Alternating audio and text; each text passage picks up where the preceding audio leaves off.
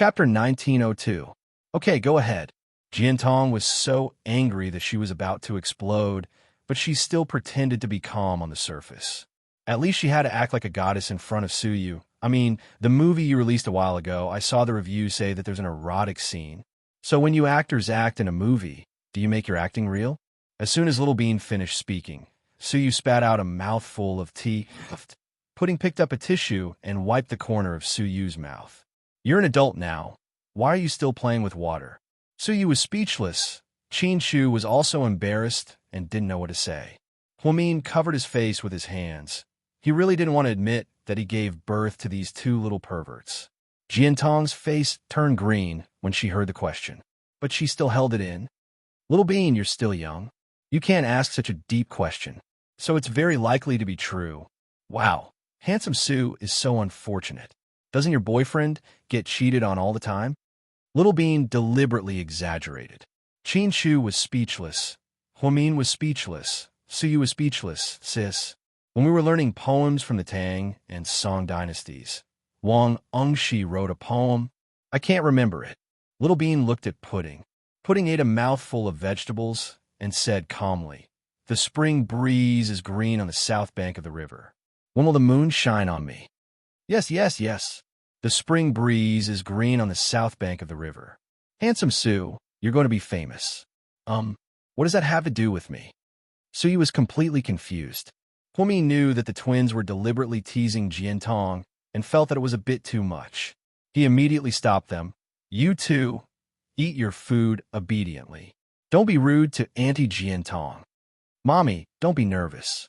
I saw these questions on a certain website. The netizens all said so. Little Bean said innocently. If that's the case, then, Pudding, you shouldn't go to the internet to look at those random things in the future. The quality of netizens is very low. You won't learn anything good from them, Jiantong said with a smile. First, my name is Little Bean, not Pudding. Pudding is there, thank you. Second, although the netizens are sometimes rude, their power is not to be underestimated. If it weren't for their support and comments when your movie was released, you might have lost all your underwear. Water can carry a boat, but it can also capsize it. Auntie Jian heard that you didn't even go to college before your debut. You were at the bottom of the food chain in high school. It's not easy. When you're not filming, I suggest you read more books. It won't hurt. This was the first time Little Bean had ever given such a long speech. Huamin almost thought that she was possessed by Pudding. She was completely different from her usual cute and obedient self. Jiantong was criticized by a 3-year-old child for not reading enough. She felt as if 10,000 alpacas were running through her heart, but she didn't dare to get angry. She almost had internal injuries from holding it in. Little Bean, I think you two are almost done eating. Let's go home. Shu felt that if he continued to indulge, Jiantong might get a heart attack and be hospitalized. If things went wrong, she might die. Therefore, he looked at the time and decided to take his daughters home. Okay, Daddy. Shu's words were very intimidating. Little Bean and Pudding both stood up and ran over. They threw themselves into Shu's arms. Seeing this, Suyu felt a little jealous. Chapter 1903. Huamin stood up and put on his jacket. Then we'll leave now. Enjoy your meal. Okay. Grandpa misses you so much. Next time when he comes back from Jing City, you guys can have dinner together. Suyu was a bit reluctant to leave. Okay. Huamin nodded. Bye, Handsome Sue. Handsome Sue, remember what I told you. Pudding reminded him. I know, little troublemaker. Suyu smiled. After the family of 4 left, Jiantong finally let out a sigh of relief. President Su, waiter, the bill, please. After Huamin and his family left, Suyu didn't have the appetite to eat anymore. Jiantong was a bit surprised. She hadn't eaten much yet, and the bill was already being paid. I have something to do. I'll leave now. If you haven't finished, you can eat first. No, I want to eat too. Why don't you give me a ride home first? I didn't drive. Jiantong really wanted to spend more time with Suyu. Then the two of them stood up.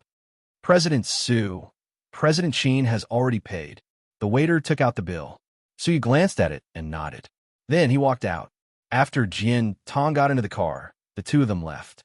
On the way back, Suyu didn't say much. Jian couldn't help but say, President Su, the twins are pretty funny. Yeah, they're really smart and full of ideas. Speaking of the twins, Su Yu was full of pride. It was as if they were his daughters, too. Your family likes them a lot, right? Jian Tong asked tentatively. Yeah, my whole family likes them, especially my grandpa. I've never seen him like kids so much. He wasn't even like that when I was young. It's fate. But I think the twins aren't as simple as they seem. What do you want to say? So you turn to look at Jian Tong. President Su, don't overthink it. I don't mean anything by it. I just think that they're quite scheming and aren't as innocent as 3-year-old kids. But it makes sense. After all, Huamin is a very scheming person. Huamin isn't a scheming person. She's just a little more mature. The twins inherited their mother's good genes and are born to learn everything quickly. They've already finished middle school. It's nothing strange. You don't know them, so it's normal for you to misunderstand. They're both very innocent and cute. They have all the instincts of a child. Is that so? Jian Tong forced a smile. Don't mind what they said tonight. The two of them can be so ridiculous sometimes. Even Huamin can't do anything to them. I don't mind. After all, they're just kids. I'm just worried they're still so young. If they act like this when they grow up. Haha, I'm afraid they won't be able to do anything about it. That's Huamin's concern. You're overthinking it, Su Yu said faintly. His words seemed to be filled with dissatisfaction. Jian Tong saw that Su Yu was a little unhappy, so she didn't dare to say more. She just sat quietly in the passenger seat. On the way back, Huamin felt very embarrassed. Although she didn't like Jian Tong, who could stand being insulted by the two little girls like that? Qin Zhao Zhao and Qin Mu Mu, you two, Mommy, please pass me the potato chip on the front seat. Little Bean interrupted. You still want to eat? Huamin was speechless. I'm just bored and want to pass the time. Pudding, I don't care if Little Bean messes around, but you're her older sister. You, Mommy, I'm a little tired. I'm going to sleep. Wake me up when you get home. Thank you. Then, Pudding leaned back in the seat and closed her eyes. Huamin, Qin Shu, look at your two daughters. Huamin was on the verge of breaking down and vented her anger on Qin Shu. Chapter 1904. Honey, calm down.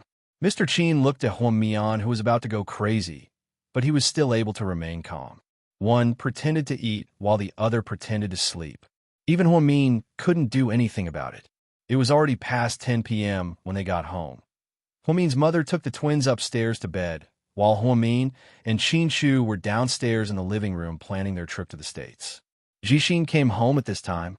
Hey, sis, brother-in-law, you guys aren't asleep yet? Why are you home so late? Huamin looked up at Jixin. Is it late? It's only 10 p.m. Only 10 p.m.? How many times have you been home after 10 p.m.? Are you having company dinners or meeting clients? Be careful with your answer. I can find out with a quick check, Huamin threatened. Seriously, sis, why are you so nosy? Can't I hang out with my college classmates? Are you guys really from college? I'll call Bella and ask her. Huamin picked up his phone. Jixin was so scared that he ran over. Hey, don't call. It's so awkward. Are you really with Bella? Huamin laughed. She was just trying to scare him. She didn't expect Jixin to really be with Bella. I treated Bella to dinner the other night, right? She felt embarrassed, so she treated me back. We went to a farmhouse in the eastern suburbs to eat cooking fish. It was really delicious. I'll take you and brother-in-law there when you're free. Forget it. Just eat and drink well. What's the situation with Bella? Sis, what do you mean? Her boyfriend. Huamin supported Jixin's pursuit of Bella, but if Bella had a boyfriend, he would be a third party and it wouldn't be good for her. Her boyfriend cheated on her. They broke up. I knew it. Huamin knew this would happen. That's right. Here's your chance. Mr. Qin interrupted. Hee. Thank you for your kind words. Jixin was very happy. Come, sit down. I have something to tell you. All right. Jixin sat beside Qin Shu. Your sister and I are bringing the child back to America next week to visit my parents. So fast. Jixin was a little surprised. Well, we'll leave it to you to take care of the company. We'll guide you remotely if it's important. Don't worry. MHM, you don't have to worry about that. I have Bella and Yang to help me. Don't worry, brother-in-law. You don't have to worry. It's rare for you to go back home. so you should spend time with your family. Oh, and remember to say hello to your parents for me. Jixin smiled sincerely. Yes. Does Mom know that you guys are leaving? Jixin looked at Huamin. I know. I mentioned it to you the other day. After we leave, you and Mom have to be careful. After all, the people who are spying on us are in the dark while we're in the light. Don't worry, sis. Brother-in-law has arranged for bodyguards when Mom goes grocery shopping. We'll be fine. You've been working so hard for a long time. It's rare for you to have a break. Go and have fun. Jixin was a real caring man who could always warm Huamin's heart. MHM. Jixin lovingly patted Jixin's head. Then, the couple got up and went upstairs to rest. Inside the Huan mansion, Chanqian, I saw that you didn't eat much tonight, so I cooked wontons for you. Yin Ruashi walked over to the study with a bowl of soup. Ruashi, you should go back first. It's late. I'll get someone to drive you home. I want to stay. No. Why not? Mo Shui, can stay. Yin Ruashi was obviously not convinced. I said no means no. Hurry up and leave. Huasiqian had been in a bad mood recently and hadn't been sleeping well. He really wasn't in the mood to play with this little girl. Just then, his subordinate came in with a report. Boss, there's news. Huasiqian glanced at Yin Ruashi. I'm not leaving. I want to hear it. Huasiqian was helpless. He glanced at his subordinate as if to tell him if it wasn't important. His subordinate hesitated for a long time before speaking. I just found out that Miss Hua and her husband booked tickets to the States. The States? When? Huasiqian was surprised. Next week. Chapter 1905. So, should we take action? You can leave now. I'll think about it. Yes, boss. After the man left, Yin Ruashi walked up to Huasiqian excitedly. Chanqian, you still can't let go of Huamin. It's been so many years. This has nothing to do with you. How can it have nothing to do with me? You like her, but I like you. Chanqian, the biggest pain in the world is to like someone who doesn't like you back. It's tiring. I'm tired. You're tired. Suyu is tired too. Huamin has Qin Shu. The whole world knows this. Why are you so stupid? Why do you have to follow up on their daily lives? Don't you think it's perverted? Huasiqian didn't hide anything from Yin Ruashi. So when she heard that Huamin had to follow up on Huasiqian's daily life, she almost broke down. Gout, no, I want to say it. What's so special about Huamin that you like? What are you doing? Yin Ruashi, shut up and get out of here right now. Huasiqian's face turned ugly when he said this. He swore that if Yin Ruashi's father wasn't the mayor, he would have thrown her out of the building. He wouldn't have been so polite to her. Yin Ruashi had never seen Huasiqian's manic side before. After all, even if he was impatient, he was still polite to her, so she didn't realize the seriousness of the situation. She continued to threaten Huasiqian. I'm saying this for your own good. Don't be so ungrateful. Before she could finish her sentence, Huasiqian stood up from his seat. He grabbed her hair and dragged her out of the building. His face was gloomy and cold, and his eyes were filled with extreme brutality. Ah, let go, it hurts. Chanqian, you're hurting me. Yin Ruashi wasn't prepared at all. Her scalp hurt like crazy, and she was dragged out by Huasiqian like a doll. Then, he threw it out onto the floor outside the door. He didn't show any mercy at all. Yin Ruashi was dizzy from the fall. Drag this woman out. Without my order, don't let me see her again. That's all. After speaking, Huasiqian locked the door with a bang. Yin Ruashi's face was drained of all color. Those who were familiar with her walked over sympathetically and helped Yin Ruashi up. Miss Yin, you should leave quickly. Boss hasn't been in a good mood recently. Huasiqian, does he do this often? Yin Ruashi was stunned. Not often, but when it really happens, we don't dare to mess with them. It's very scary, so don't test the boss's patience. Huasiqian's men said as they helped Yin Ruashi up and walked downstairs. Seemed like a different person just now. Yin Ruashi muttered to herself. The subordinate's expression changed slightly, but he didn't say anything. Huamin originally planned to have a family reunion with Lingling and Xiaowei before going to the States. However, Gao Ran was on a business trip, and Gao Buiyuan caught a cold, so the reunion was canceled. A week later, Qin Shu, Huamin, and the twins boarded the plane to the States. It was already December, She had calculated the time accurately. She was going to spend Christmas in America, so she had chosen these few days. Huamin wasn't used to working on his laptop on the long-distance plane. In the end, Qin Shu couldn't stand it anymore. He confiscated the laptop and put a blindfold on Huamin's eyes. Good boy, leave the work to me. Go to sleep. Your eyes are turning into pandas. Mom and Dad might not even recognize you. Chapter 1906. Huh, really? Huamin rubbed his eyes nervously. Mommy, you're so naive. You believe everything Daddy says. Pudding couldn't stand it anymore. So, Mommy instantly becomes naive and sweet in front of Daddy.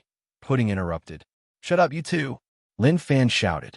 Huamin froze for a second and then obediently listened to Qin Shu. Because it was a long-distance flight, it took a long time. Even the first-class cabin was tiring. The family of four happened to be in the same row and not far from each other. Huamin leaned on Qin Shu's shoulder and was about to fall asleep. Qin Shu, on the other hand, was wearing a white shirt and looking at the documents Huamin had to deal with on his laptop. The twins were very excited. They were 3 years old, and their first trip was to the States to visit their grandparents. They were so happy that they could fly.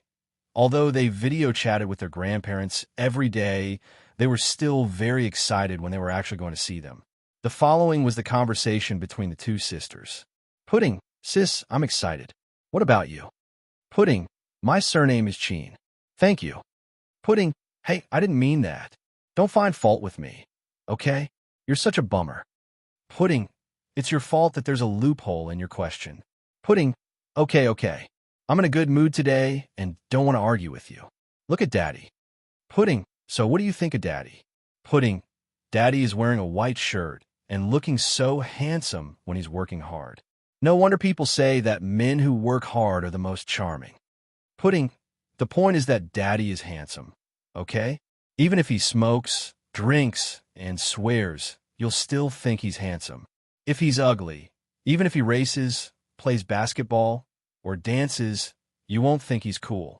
Little Bean, that makes sense. So, the world we came to 3 years ago is a world that only cares about looks. Pudding, yes, and it depends on your dad. Pudding, damn. Then we're the legendary reincarnated ones. We're handsome and have a big boss as our dad. Pudding, and a mother with a high EQ. Little Bean, there's also handsome Sue, who's so warm. Wow, I suddenly feel so satisfied. So, we must have saved the galaxy in our last life, right? Pudding, something like that. Little Bean, Tizke. Perfect. Sis, who do you want to meet the most in the States? Pudding, of course it's your grandparents. Pudding, I still want to see Andy. Pudding felt a little depressed at the thought of her aunt, Qin Ning. Little Bean, why aren't you talking? Pudding, I was going to introduce Andy to handsome Sue, but he didn't seem interested even after I mentioned it a few times. He's still with bitch Jian. I'm so sad. Little Bean, hey big sis, why are you still upset? Last week at Hadaleo, we almost killed bitch Jian, okay? If it wasn't for the fact that I was afraid of Mommy getting angry, I really wanted to use my ultimate move. Speaking of how she dealt with Jian Tong that day, Little Bean was still very excited. Pudding, forget it, let's not think too much about it. Anyway, handsome Sue won't really like bitch Jian. It doesn't matter if he's not with Annie, Little Bean. Sis, I think you're thinking too much. The States are so liberal, maybe Annie is already pregnant before marriage. Pudding, pregnant before marriage, Little Bean, forget it, you might not understand even if I tell you. Stewardess, I'd like a glass of freshly squeezed orange juice. Thank you. Little Bean pressed the help button and the stewardess walked over with a smile. Pudding, just drink it. I'll see if you have to pee in the turbulence later. Whether it was going out or at home, Little Bean was always gluttonous. Everyone in the family admired her for this. Little Bean, don't worry. When I got on the plane, Grandma changed me into diapers. I can drink as much juice as I want. Pudding. Chapter 1907. Hee, I'm smart, aren't I? Little Bean was impressed by her own wit. Okay, Qin Mumu, you win. In the end, the arrogant pudding lost to the cute little bean. Qin Shu was working on the side, while eavesdropping on his daughter's conversation. He almost peed himself from laughing. Children's words carry no harm, but no matter how smart and mature they were, they still had their childish nature. It was a good thing that he tried his best to hold it in. Otherwise, it wouldn't be his cool style to burst out laughing. After a while, after dinner, the two little guys finally fell into a deep sleep. Qin Shu got up and gently placed Huamin on the side. Then, he asked the stewardess for 2 thin blankets. He covered Pudding and Little Bean. Because the temperature in Hawaii was relatively high, after boarding the plane, the 2 sisters changed into white high socks, a short skirt, and a white sailor short-sleeve shirt. Then, each of them put on a pair of sunglasses. In addition to their super good looks, no matter where they went, people would definitely turn their heads. Then, passers-by would look at their parents' jeans and understand why their daughters were so good-looking. When they boarded the plane, they ran into an extremely awkward situation. A few female fans rushed over and blocked Qin Shu's way, insisting that they get his autograph. They said that Qin Shu looked like a Korean superstar. Qin Shu was completely dumbfounded. He was so embarrassed that he almost had cancer. In the end, Huamin reacted quickly and explained that her husband wasn't a Korean superstar. Then, she put on a mask and sunglasses for Qin Shu to avoid the harassment. It turned out that being good-looking was really troublesome, especially for men. In comparison, Huamin was much better. She was born delicate and pretty, and in the family of 4, she was the least good-looking. Therefore, not many people turned their heads, and no one harassed her. Just thinking about it made him feel rather displeased. Why were her daughters and husbands so popular? But she wasn't. Qin Shu was the last one to go to bed.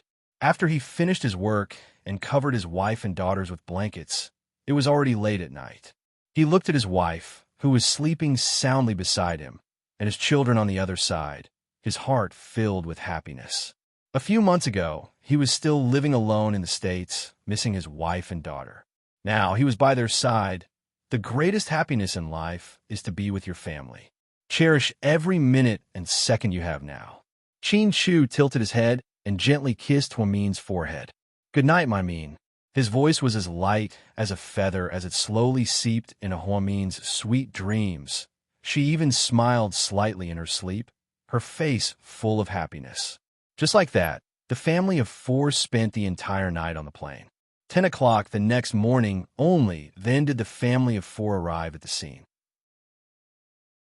As soon as he stepped out of the departure hall, he saw a grand, welcoming team. Qi Ning was wearing light blue denim shorts, a loose white short-sleeve shirt, and a pair of brown sunglasses. Behind him were 8 bodyguards in camouflage uniforms. They were very eye-catching. Huamin recognized Qi Ning almost immediately. He hadn't seen her for 4 years. Her hair was still short, but it was a little longer than before. It was the kind of hairstyle that went past the ears. His face was rounder, and he looked more mature. The Qin family's genes were excellent. Qi Ning was also a great beauty, the kind that was pleasing to the eye. "Big brother, sis-in-law." Qi Ning waved her hand excitedly. "This girl, I told you not to come pick me up. It's not like I can't find you." Qin Shu smiled. "Ning Ning." Huamin smiled and waved his hand. "Oh, is that Auntie? She's so cool." Little Bean took off her sun hat and exclaimed, "Auntie and Daddy do look a lot alike. She's a beauty." Pudding was also surprised. Qi Ning was even more beautiful in person than in the photos. "Wow, are those my twin nieces?" Qi Ning watched as the 2 little cuties stumbled out. Qi Ning felt like her heart was about to melt.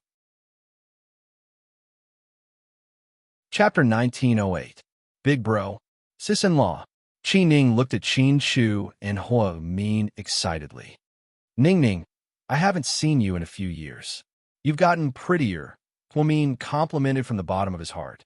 She was born into a rich family, but she didn't have the princess syndrome or the temper of a spoiled brat.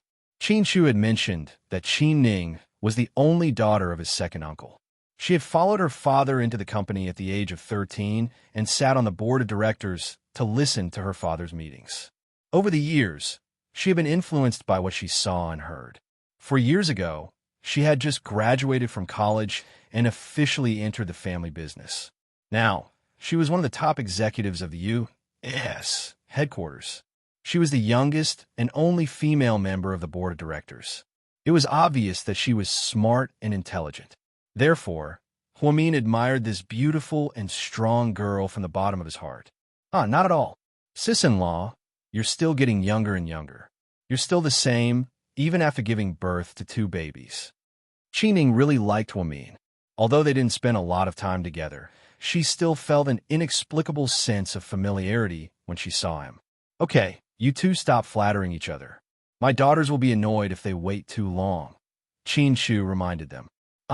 Right, let me take a look. Which one is the older one, and which one is the younger one?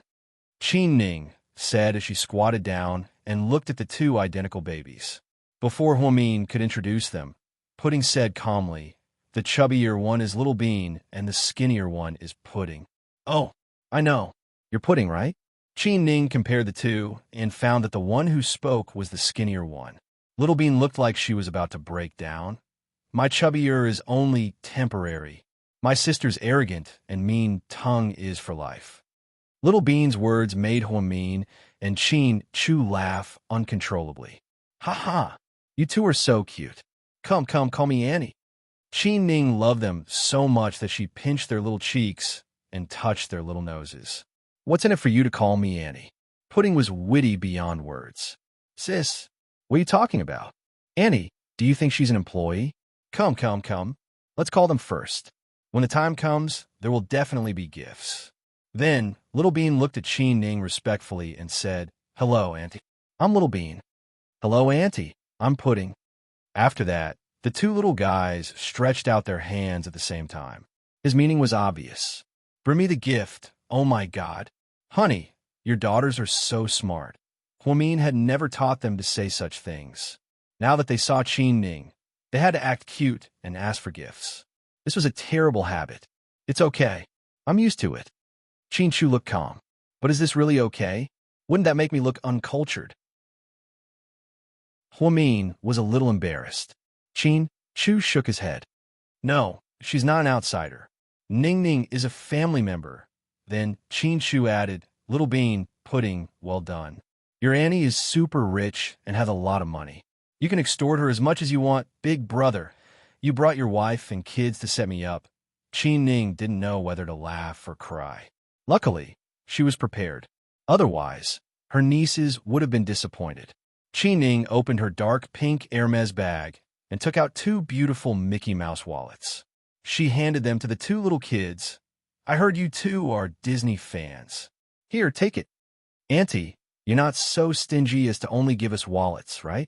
Also, they're from Disney. They're not branded. Little Bean pouted. Let's open them first. Pudding was calm.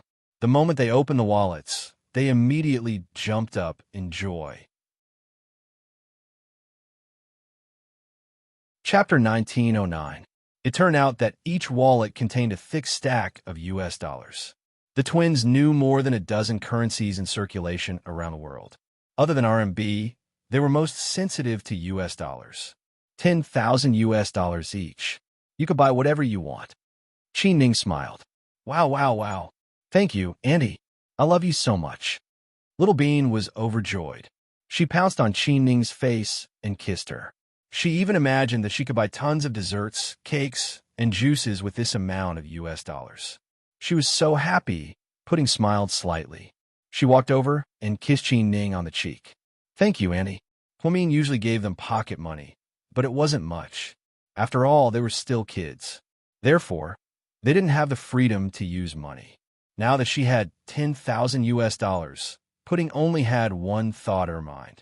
She wanted to buy Handsome Sue a present when she went back, a present that she bought herself. Handsome Sue would be very happy then. The twins each had their own plans, but it was obvious that they were very happy. Ning, why did you give them so much? They're still kids. Just give them a few dollars to play with. Huamin thought it was too much. Sis-in-law, do you think my nieces are little beggars? How could you give them a few dollars? It's our first time meeting. I can't be so stingy. I want to leave a good impression on them, but that's too much. 20,000 US dollars. It's more than 100,000 renminbi. Huamin was still worried. Qin Shu put his arm around Huamin's waist and comforted him. Honey, you usually give putting more than 100,000 renminbi to trade stocks. That's different. Money in the stock market is just numbers. She can manipulate it, but she can't spend it as she pleases. This is cash. It's okay. It's a good opportunity to train their spending skills. Okay, you win. With a daddy like you who spoils his daughters so much, what else can I say? Huamin realized that no matter what he said, Qin Shu would always speak up for the twins. In the end, he gave up. Qin Ning brought bodyguards and a luxurious motorcade. In order to sit with the twins, she let Qin Shu drive her orange Ferrari. Huamin sat in the front passenger seat and ran at the front of the road. The bodyguard drove a flashy black Mercedes-Benz 450. Qin Ning sat in the back seat between the twins. The three of them chatted happily. If one of you catches a cold, does the other catch a cold too? Qin Ning was curious. Yeah, Little Bean nodded. Wow, so there really is the legendary telepathy. Pudding looked at her aunt helplessly. It's a cross-infection. Think about it. We live and eat together every day. If she catches a cold, how can I avoid it? Qin Ning, huh? Auntie, you're so cute. You believe in telepathy? Did you watch too many movies? Little Bean laughed. Qin Ning touched her face awkwardly. What do you two usually learn in kindergarten? We don't go to kindergarten. Mommy hired private tutors. We've already finished middle school, Pudding said calmly as she played with her phone. You finished middle school, but you're only 3 years old. Qin Ning was dumbfounded. It has nothing to do with age. If Mommy didn't worry about us working too hard and overdeveloping our brains, we would have already started high school. Little Beans said proudly. I heard your English is really good and you know many languages. It's not that difficult. I think Chinese is the most difficult language, Little Bean complained. Why? Because there are a lot of strokes. Plus, our ancestors left behind a lot of classical Chinese and 4-character idioms. It's as complicated as it can get. Ha ha, you're right. Qin Ning couldn't stop laughing. Talking to the two of them was really full of surprises. At this moment, Pudding, who was playing with her phone, suddenly looked up at Qin Ning. Auntie, I have a question for you. You have to answer it seriously. Yes, I will. Qin Ning promised and couldn't help but laugh. Do you have a boyfriend? Chapter 1910. Ahem. Pudding, why are you asking this question? Qin Ning didn't expect to be forced to ask this question by her niece, whom she was meeting for the first time. This was the bottom line that even her dad didn't dare to mention. Of course it's my reason. Just tell me yes or no. No, really? So, you don't even have a romantic partner? Intimate partner? Qin Ning was a little confused by this word. Sis, why are you being so reserved? Just ask Auntie if she has a partner. Little Beans said bluntly. Partner?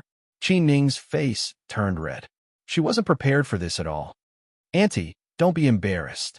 We know that the states are more open. You grew up here and must be influenced. Even if you don't have a boyfriend, we won't look down on you if you have a partner. After all, the situation is different. Wait a minute. You two, where did you hear this theory from? Qin Ning's heart was about to break down. So, Auntie, don't avoid the question. Do you have a partner or not? Pudding wanted to force Qin Ning's privacy. Yes. Little Bean covered her mouth and answered for Qin Ning. I really don't have one. Qin Ning broke down completely. That's good. Don't be scared. We're just asking. Pudding patted the back of Qin Ning's hand and tried to comfort her. Little Bean, Auntie, you're so beautiful and you're still single. It's a waste of resources. Pudding, Auntie, this is called self-respect, okay? Little Bean, then you're an old lady. Qin Ning, just then Pudding's phone rang. It was a video call. Pudding looked down and saw the caller ID. She immediately smiled. Then, she picked up the call. Hi, Handsome Sue. Handsome Sue, why didn't you call me? Little Bean immediately leaned over and asked. Aren't you two together? Does it matter who I call? Sue was surprised. It's not the same. You call my sister because you care about her more. Humph. You're biased. Okay, I'll call you next time. We'll take turns, okay? Suyu coaxed Little Bean. Pudding, have you guys arrived? I was worried about you. Yes, I just got off the plane. Are you tired from the long flight? Suyu had just returned to his office after a meeting. She hurriedly picked up her phone and video called the twins. Actually, Suyu was quite upset when he heard that they were going on a trip to America. Ever since the twins were born, they saw each other almost every day. Even after Shu returned, he would meet the twins for dinner in less than 3 days. He even took them out to play. Now that she had gone on a family trip to America, Suyu felt quite sad that they would not be able to see each other for many days. I'm not tired. Daddy is very attentive. He took care of us and Mommy along the way. Pudding replied. That's good. Are you on your way home now? Yes, Annie came to pick us up. Come, let me introduce you.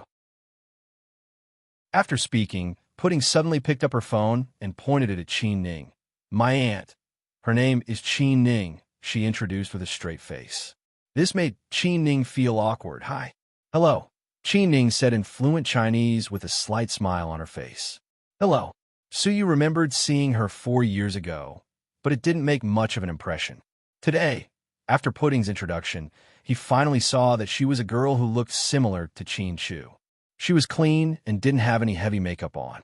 When she smiled, she had a standard oval face and was very recognizable. Handsome Sue, my aunt is very pretty, right? Pudding asked directly. Pudding's words caused the two people in the video to fall into an awkward situation again. Chapter 1911. Why aren't you talking? Did I say something wrong? Pudding pressed. No, you're right, Pudding. So you said perfunctorily. What's wrong? Pudding didn't give up. Your auntie is pretty. She's pretty, okay? So you was speechless. Qin Ning immediately blushed slightly.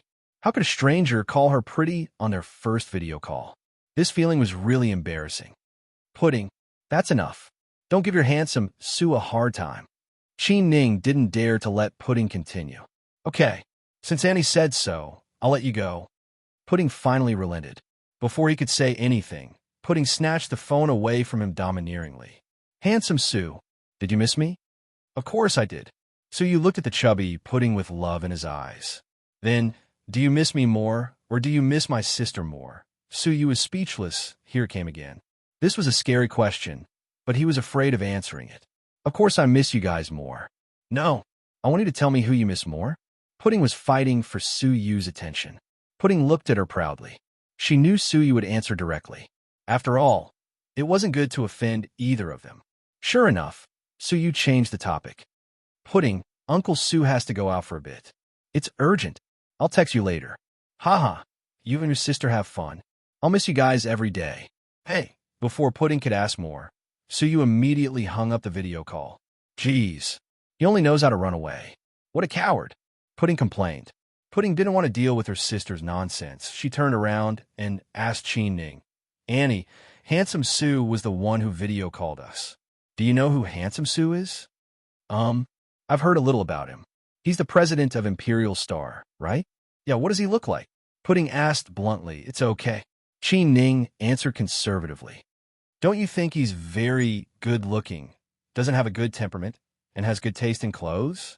Qin Ning, Pudding, I'm not familiar with this person, so even if you ask me, I can't tell you. It's all right. You'll get used to it in the future. Huh? What do you mean? Qin Ning had a strange feeling. Nothing. All right, don't think too much about it. By the way, Annie, are Grandpa and Grandma home? Yeah, they've been waiting for you guys for a long time, especially Grandpa. When he heard that you guys were back, he looked so much better. Second Grandpa is back too. Your second Grandpa is still in a meeting in New York. He'll be back tomorrow. Let me pass. I'll let you see everything. Yes. Along the way, the two little girls kept asking questions, and Qin Ning patiently explained everything to the two babies. After driving for more than an hour, the car finally stopped at a private beach. This was a famous area for the rich. It was said that there were many rich Americans and even a few Hollywood stars here. With beautiful scenery all year round, Hawaii was a great place for tourists from all over the world to vacation. The Qin family's mansion was a garden that Qin Ning's father bought years ago. Ning said that the old house was too creepy.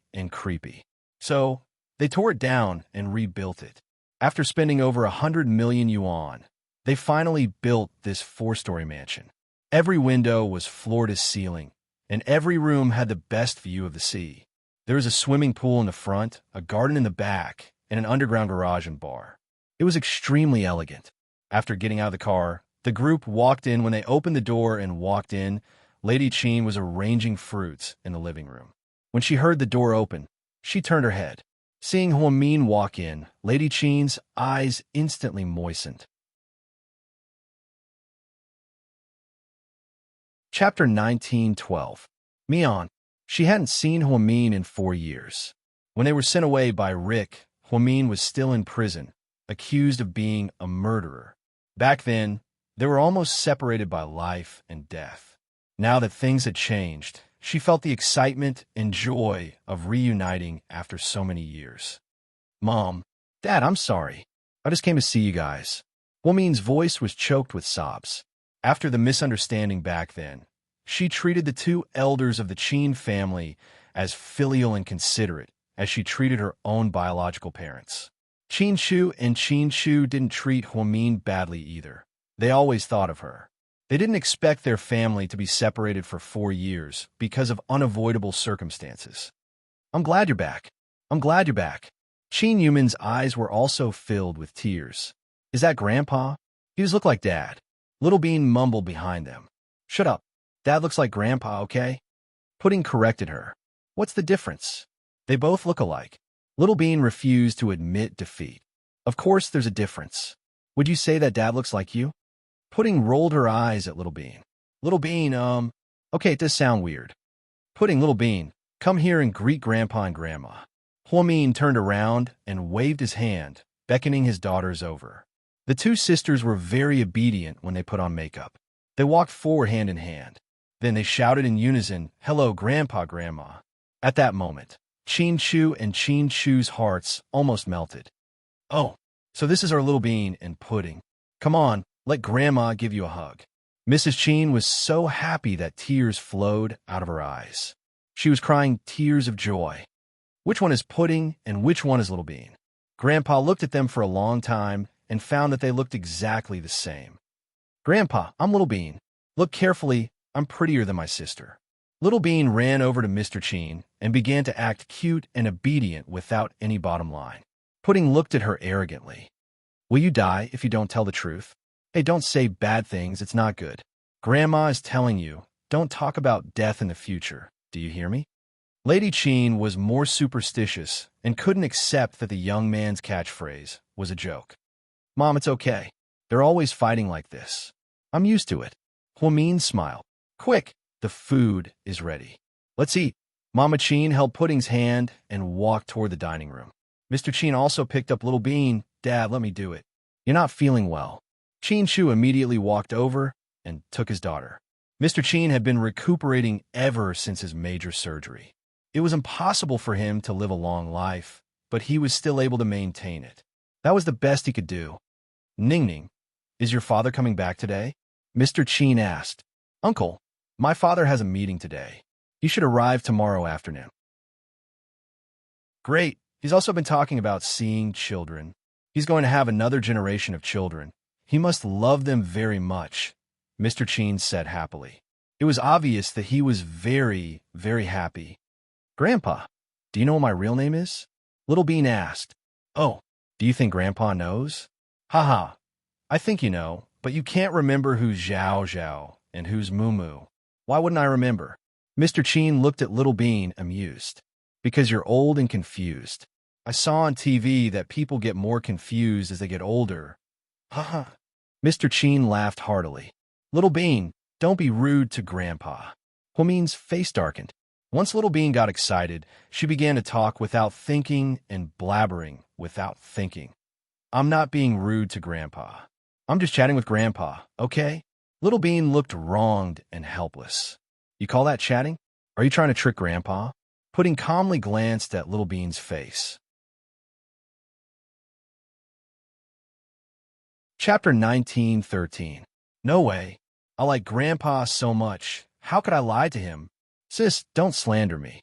Grandpa, don't listen to her. She always has a sour face. It's so annoying. Actually, I'm the one with the best relationships between the two of us. Everyone loves me. Everyone loves me. Ha, good. Everyone loves my granddaughters. Flowers bloom when they see them. Mr. Cheen couldn't stop smiling at the twins. On the dining table, there was a sumptuous spread. They were worried that the twins wouldn't be used to Western food, so they made a lot of Chinese food. It had been a long time since Lady Cheen cooked for her hometown. Then, Humin saw the huge plate of crabs, lobsters, abalones, and other seafood. His heart immediately warmed up.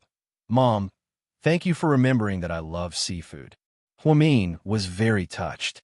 Don't say thank you. We're family. Don't be so polite. Come on, Mian, eat more. Mama Cheen kept putting food on Humin's plate, treating her daughter-in-law very well.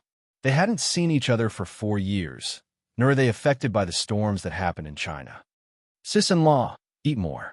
You've been with my brother for so long, and this is your first time here. I'm going to take you out to have fun. My brother has been here for a long time and has been to almost every place, but you and the baby are different. You haven't been anywhere yet. Okay. Before Huamin could reply, Little Bean nodded her head eagerly. The atmosphere was very lively as the family ate. Mr. Cheen and Mama Cheen were worried that their granddaughters wouldn't eat well. They kept putting food on Little Bean's plate, wiping her mouth, and even getting her juice. The twins were treated very well. It was rare for Mr. Cheen to be so happy, and he even drank a few glasses of red wine with Cheen Chu. After a few rounds of drinks, Mr. Cheen became more talkative.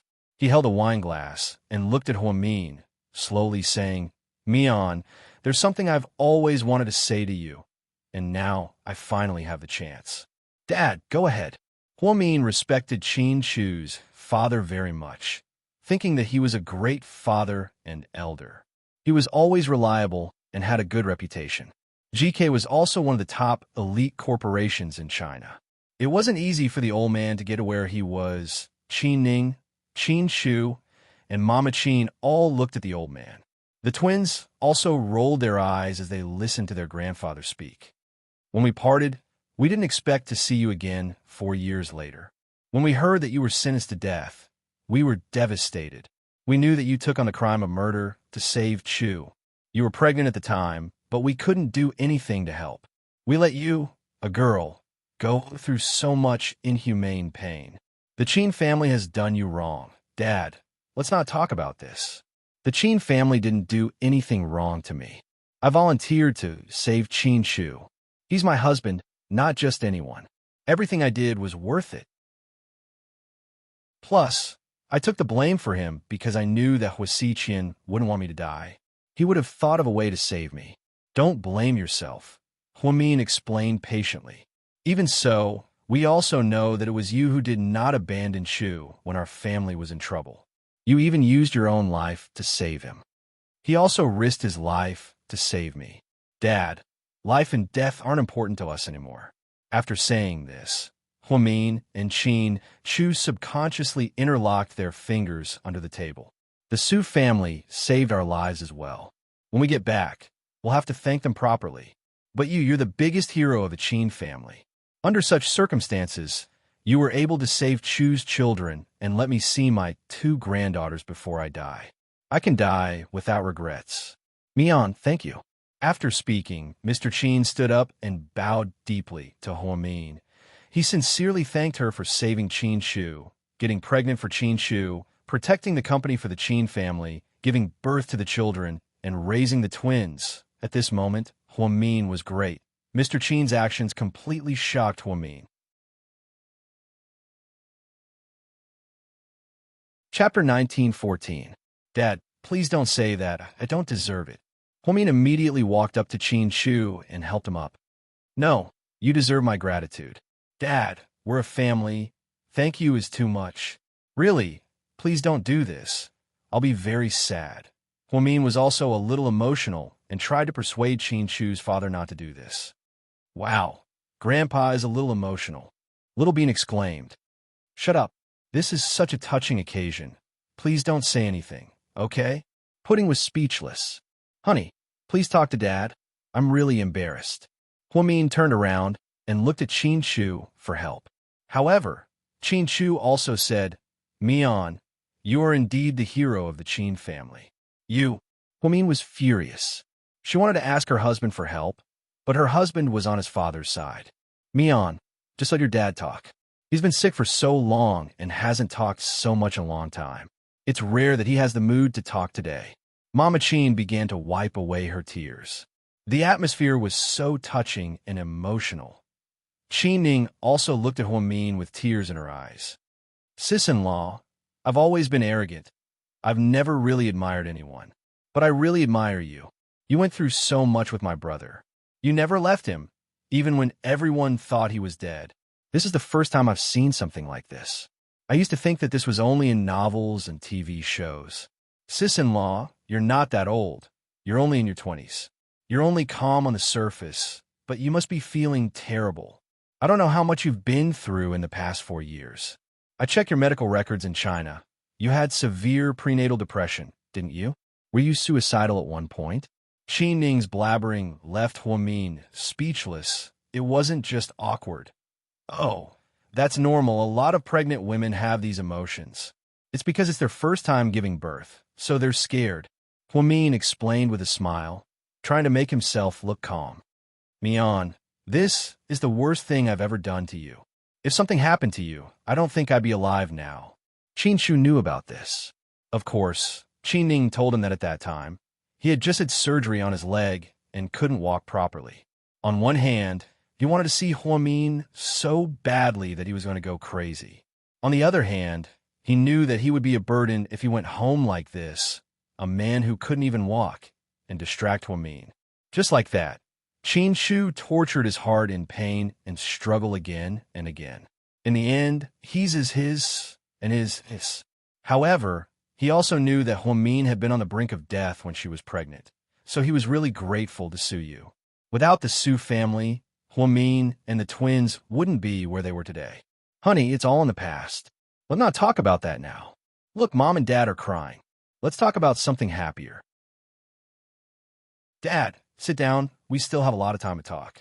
Huamin couldn't stop crying, and then he helped Mr. Qin back to his seat. At this moment, Little Bean burst into tears. Little Bean, why are you crying? You scared me. Pudding looked at Little Bean with disdain.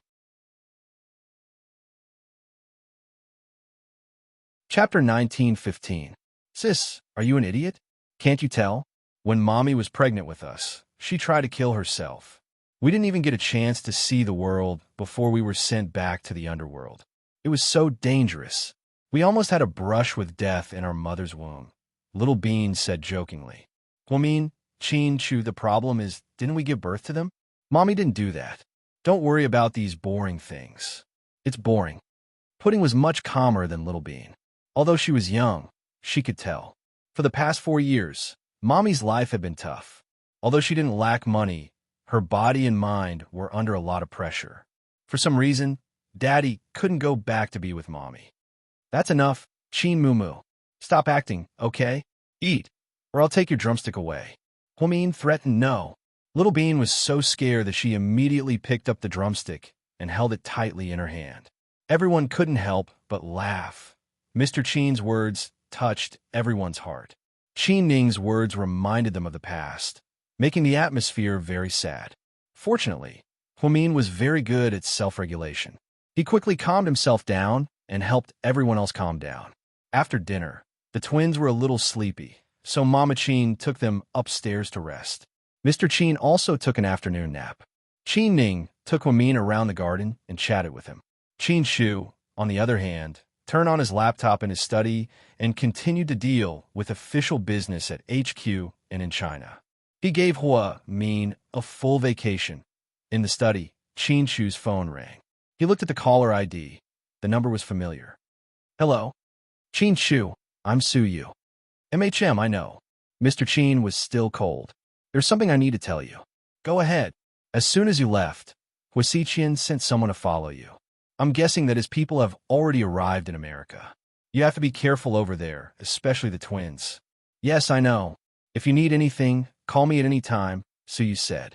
I will. Thank you. The two men spoke succinctly, but they both knew what each other meant. After Su Yu's men found out about this, he began to feel restless.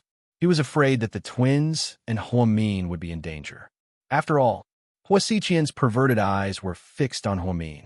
Over the past few years, he showed no signs of giving up. After hanging up the phone, Su Yu was still worried, and his expression was not very good. President Su, have some water, and came in with a glass of water and placed it on Su Yu's table. And do you think Huamin and the twins will be in danger? They won't. From what I know, Qin Shu is a very careful person. He won't make a mistake like this. After all, he didn't have a chance to do anything here. Now that he's in the States, it's the Qin family's territory. Plus, the Rick family is there as well. He won't dare to do anything. I hope so. Although Su Yu said that, he was still worried. Just then, someone knocked on his office door. President Su. Jiantong walked in wearing a wine-red cashmere coat. I knew what was good for him and retreated to the door. Recently, Jiantong and Su Yu were still very popular. Mo Shui. O's scandals didn't hurt Jiantong at all. On the other hand, people thought that Su Yu trusted Jiantong a lot after they were caught eating together. This made her status an imperial star rise even higher. Do you need something from me? Su Yu didn't even look up or look at Jiantong. He was in a bad mood because of Hua Xiqian.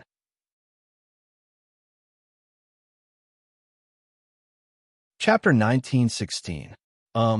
There's something that I don't know how to tell you. Jiantong seemed to be in a difficult position. Go ahead. Su Yu had known her for many years, so he wasn't as distant as he was with a newbie. Although he didn't like her, he didn't dislike her either. Jiantong was very smart and never showed her scheming side in front of Su Yu. Hasn't the matter between the two of us been a hot topic recently? My family, they all thought it was real. My grandparents flew here from the south. My grandfather is almost 80 years old, and my mom said that they miss me a lot. So, my parents prepared a table full of food tonight. They want to invite you over for dinner. Of course, President Su, you've always been very busy. If you're not free, that's fine. I'll just tell them that you're on a business trip. Please don't feel bad about it.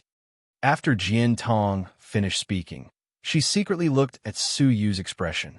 Su Yu, on the other hand, was quite calm.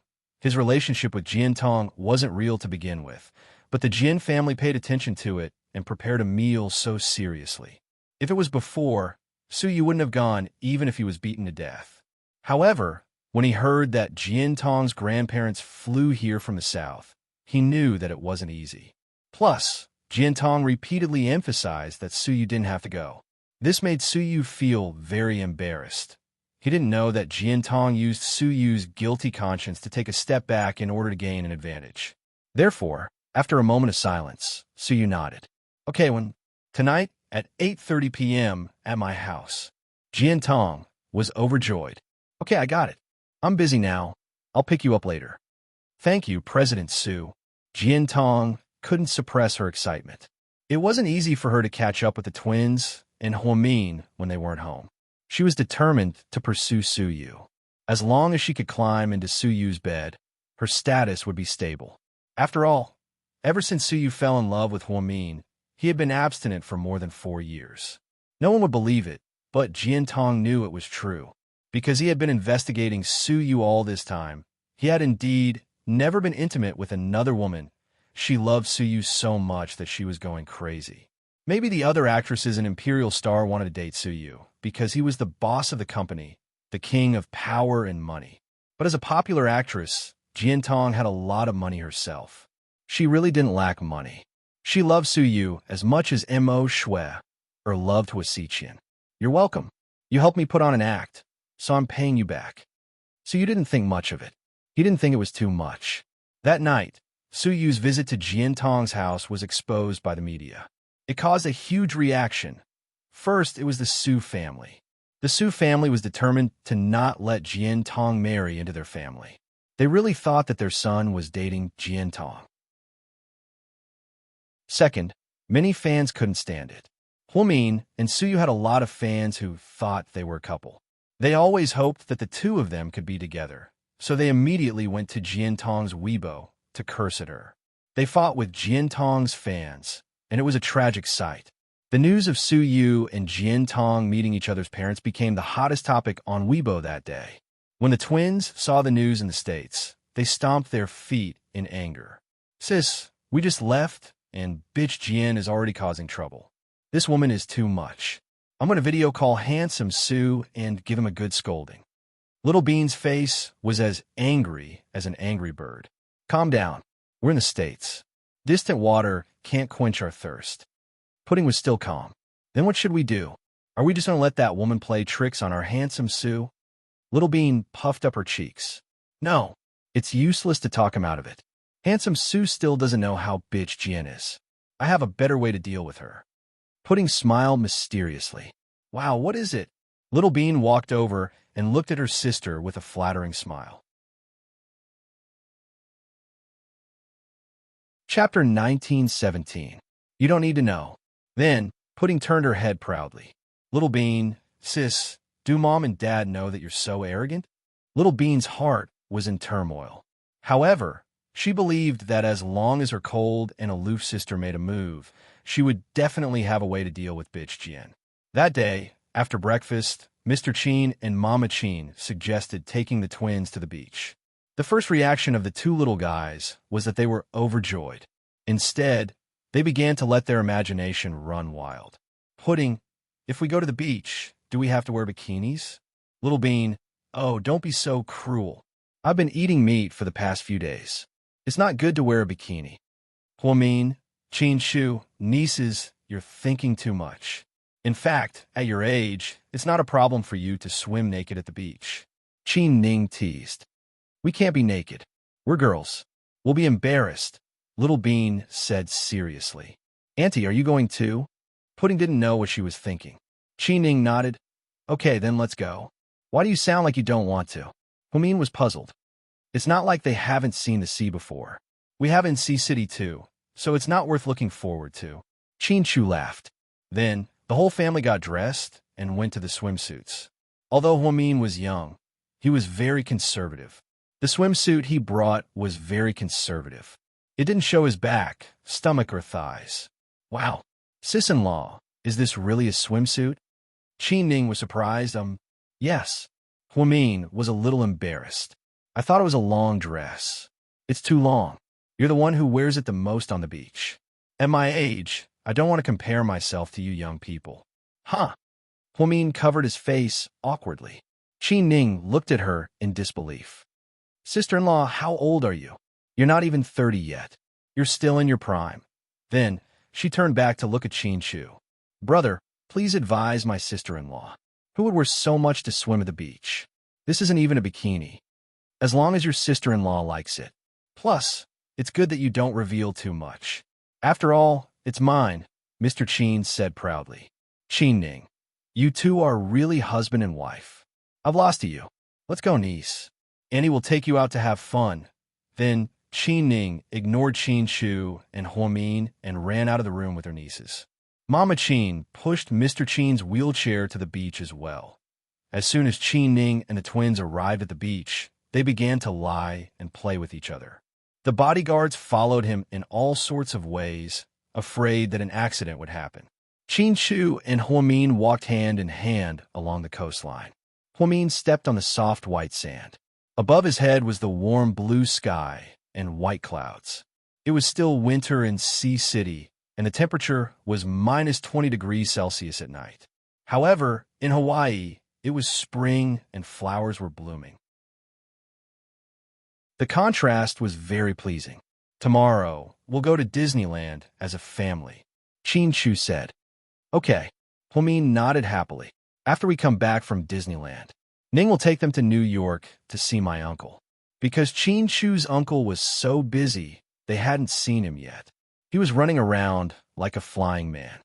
Aren't we going to visit your uncle too? Huamin was surprised. We're not in a hurry. I'll take you to a place first. Qin Chu turned his head and looked at Huamin affectionately. Chapter 1918. Where? Take a guess. Don't play mysterious with me again. Huamin pushed Qin Chu. The two were flirting by the beach. At this moment, Huamin suddenly felt that life was so peaceful. Her family was there, her daughter was there, and her husband was playing with her. This was the happiest moment in a person's life. On the other side, Qi Ning teased her niece. Pudding, are your parents also so lovey-dovey at home? How old are they? Why are they still holding hands? Annie, a single dog like you can't understand this kind of sweetness. Single dog? I. Qi Ning wanted to refute, but found herself speechless. Auntie, you're so old. Have you never been in a relationship? Pudding took the opportunity to ask. I've been in a relationship, but it didn't work out. Wow, tell us about it. It must be interesting. Pudding came up with a swimming ring around her neck. Her belly was sticking out, and she looked extremely cute. You two are still young. Don't talk about love all the time. You're precocious. Sorry, we have the IQ of a 12-year-old. Pudding answered matter-of-factly. Auntie, have you slept with your first boyfriend? Pudding continued to ask boldly. Puff. Pudding, can you not be so scary? Qi Ning almost vomited blood. Seeing that it was time, Pudding lowered her head and dialed a number. Hey, Pudding. Handsome Sue, what are you doing? It's 6 in the morning. I'm not up yet. Suyu's voice sounded a little lazy. Handsome Sue, where are you sleeping? Pudding immediately leaned over and poked her head out. At my house, of course, Suyu replied, amused. Are you alone at home? Pudding bit her lip and asked. What are you talking about? Uncle Sue doesn't even have a dog. Are there ghosts in the house? That's good. Humph. Pudding seemed to be satisfied. Wow, you guys are at the beach. The weather is so blue. Suyu looked at the blue sky and ocean behind the twins. Yeah, the weather is great today. So, Handsome Sue, do you want to come to the States? You can stay and eat at our place, Pudding said with a smile. You make it sound like I'm short of money. Little girl, of course it's not that you lack money. Even if you have money, you can't buy fun. Come and play with us. Let's have fun together. That's true. So, do you want to come? I've checked the flight schedule. There's a flight tonight, and you'll arrive at noon tomorrow. I don't think so. I still have a lot of work to do. There are a lot of things to do at the end of the year. It's not nice to go on vacation at this time. Suyu certainly didn't want to lie to a child, so he declined. Okay. Hey, Handsome Sue, wait a minute. I need to pee. Annie, can you give me my phone? Don't hang up. I'll be right back. With that, Pudding threw the phone back to Qi Ning and ran away. Pudding, why did you give me your phone? Qi Ning was also confused. Sis, I haven't talked to Handsome Sue yet. Little Bean tried to grab the phone. However, Pudding dragged her away. Don't go, dummy. I'm creating an opportunity for Auntie and Handsome Sue. Little Bean, I'm so impressed. You can even do that. Don't you think Auntie is wearing a sexy outfit today? Pudding smiled wickedly.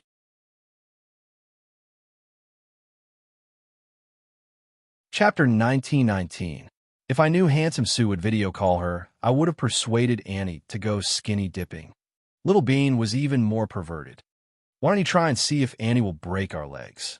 Pudding rolled her eyes at her. That's true. Then, Little Bean turned around and saw Qi Ning wearing a dark yellow bikini. She had a great figure.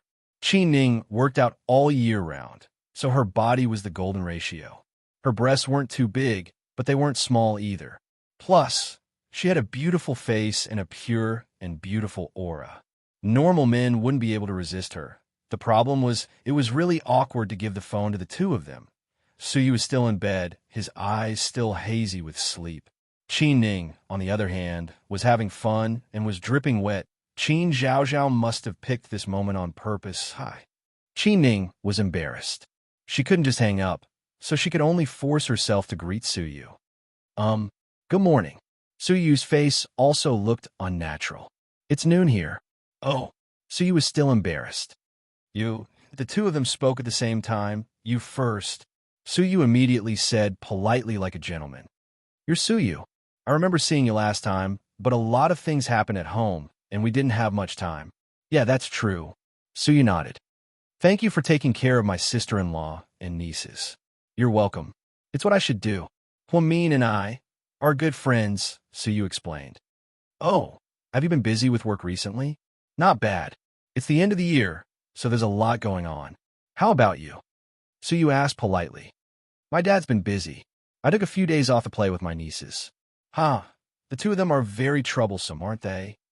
When it came to the twins, Suyu seemed to be more natural. Yeah, they're so mischievous. Sometimes, the things they say scare me out of my wits. It's shocking, but they're so cute. I really like them. Qi Ning loved her nieces from the bottom of her heart. She really did treat them like her own children. You'll get used to it. Pudding is mature and experienced. Little Bean looks like a good girl, but she's actually very scheming. In the future, if they ask you any questions, you have to be careful with your answers. It might be a trap. Yeah, I noticed that too. That's why I'm trying not to answer, huh? Qi Ning laughed. Where were your brother and sister-in-law? So you asked tentatively. Oh, they're right behind me. Look, Qi Ning didn't think much of it and turned the camera around. He aimed at Huamin and Qin Shu, who were not far behind him. They were walking hand in hand, facing the sea breeze, although he was far away, so you could still recognize Huamin's figure at a glance. Then, for some reason, his heart began to pound. I have something to do. Get up, wash your face, and brush your teeth. When Pudding comes back, you can explain to them. Okay. Then, Suyu hung up the phone. Then he slowly got up with one hand on his chest. He still felt pain somewhere in his heart. He should be happy to see her happy, shouldn't he? Why did this happen? Not far away, the twins saw Qi Ning put down her phone and immediately walked over. That's not good. He hung up so soon. Weren't we having a good time just now? Pudding was a bit puzzled. Did Bimbo Jian come and handsome Su hung up? Little Bean guessed. Impossible. Bimbo Jian isn't that attractive. Could it be? Pudding glanced at Qi Ning and then looked at her mother who was not far away. She had a bad feeling. Could it be what, sis? Nothing. Pudding didn't say anything. Instead, she jogged over. Auntie, didn't I tell you not to hang up? He hung up. He's busy, so I can't just hang up and not hang up, Qi Ning explained. Auntie, don't you think Suyu is super handsome today? It's such a happy thing to video chat with him so early in the morning. He's not wearing any makeup. He even looks a bit silly. Pudding smiled and asked Qi Ning. Chapter 1920. He's very handsome. Okay. Stop asking me these useless questions. It makes me feel so awkward. Let's go. I'll take you guys for a swim. Qi Ning was embarrassed by Pudding's plan to video call Suyu so early in the morning. Therefore, she didn't continue talking about Suyu with Pudding. Instead, she continued to play on the beach with the two little guys. When they returned home that night, the twins finished their dinner in a daze and fell asleep on the sofa. Qin Shu and Mama Qin each carried one of them upstairs to rest.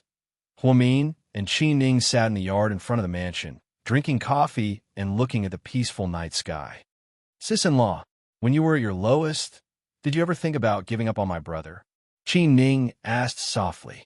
What kind of giving up are you talking about? Breaking up with him? Or, when everyone thinks my brother is dead, do you also think that he's really dead? To be honest, when I was at my lowest, I thought that way. But most of the time, I was willing to believe that your brother was still alive. It's because of this belief that I managed to hold on until now. Sis-in-law, I heard. Suyu likes you a lot. When Qi Ning said this, she was a bit hesitant. In the past, she didn't know much about Suyu. She only knew that he was a man who really liked her. He was her brother's strongest love rival. But now, it seemed that it was because of this love rival that saved her brother. Because of this, Huamin and the twins were able to live peacefully for 4 years and return to Qin Shu's embrace. Therefore, whether or not Suyu loved Huamin, he was still a savior to the Qin family. You know Suyu? Huamin was slightly surprised. He thought that Qi Ning hadn't been in China for very long, so she shouldn't have interacted with Suyu. Oh, I don't know him. It's just that he's been video chatting with Pudding and Little Bean these days, so I got to know him a little. I think he's a nice guy. Huamin nodded. Yeah, Suyu is a very simple-minded person. He's very real. He never pretends, and he doesn't care about pretending, so it's not tiring to get along with him. Sister-in-law, have you ever done anything to him? Even just a little bit. Qi Ning tried to see Huamin's expression. After 5 seconds of silence, Huamin smiled faintly. If it weren't for your brother, I think I would have fallen in love with Suyu without hesitation. But there are no ifs in life. After I met your brother, I really couldn't fall in love with anyone else. Maybe he cast a spell on me. So even if my brother didn't go back to you, you still wouldn't be with Su Yu, right? Many people had asked this question before, including Su Yu, Tang Chuan, Jiang Xiaowei, and Zhu Lingling. Huamin's answer was clear enough, so she didn't mind saying it again. Yes, Ning Ning, even if your brother didn't go back, I still wouldn't be with Su Yu. After I met your brother, my heart already belonged to someone else. Even if he's dead and gone, our beautiful memories are still there. I didn't lose my memory, so I can't forget him. I really can't fall in love with someone else. I really can't do that. Yeah, I understand. Sister-in-law, you're just like my brother. You're both infatuated. Qin Ning sincerely admired Huamin. That's why we're the most suitable people in the world. Huamin smiled. Then, he looked at Qin Ning and said, Your brother. The past 4 years must have been very hard, right? My brother didn't tell you? Qin Ning was slightly surprised.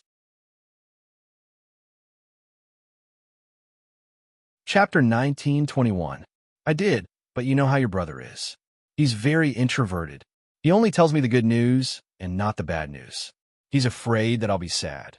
So he always avoids the important things and talks about the trivial things.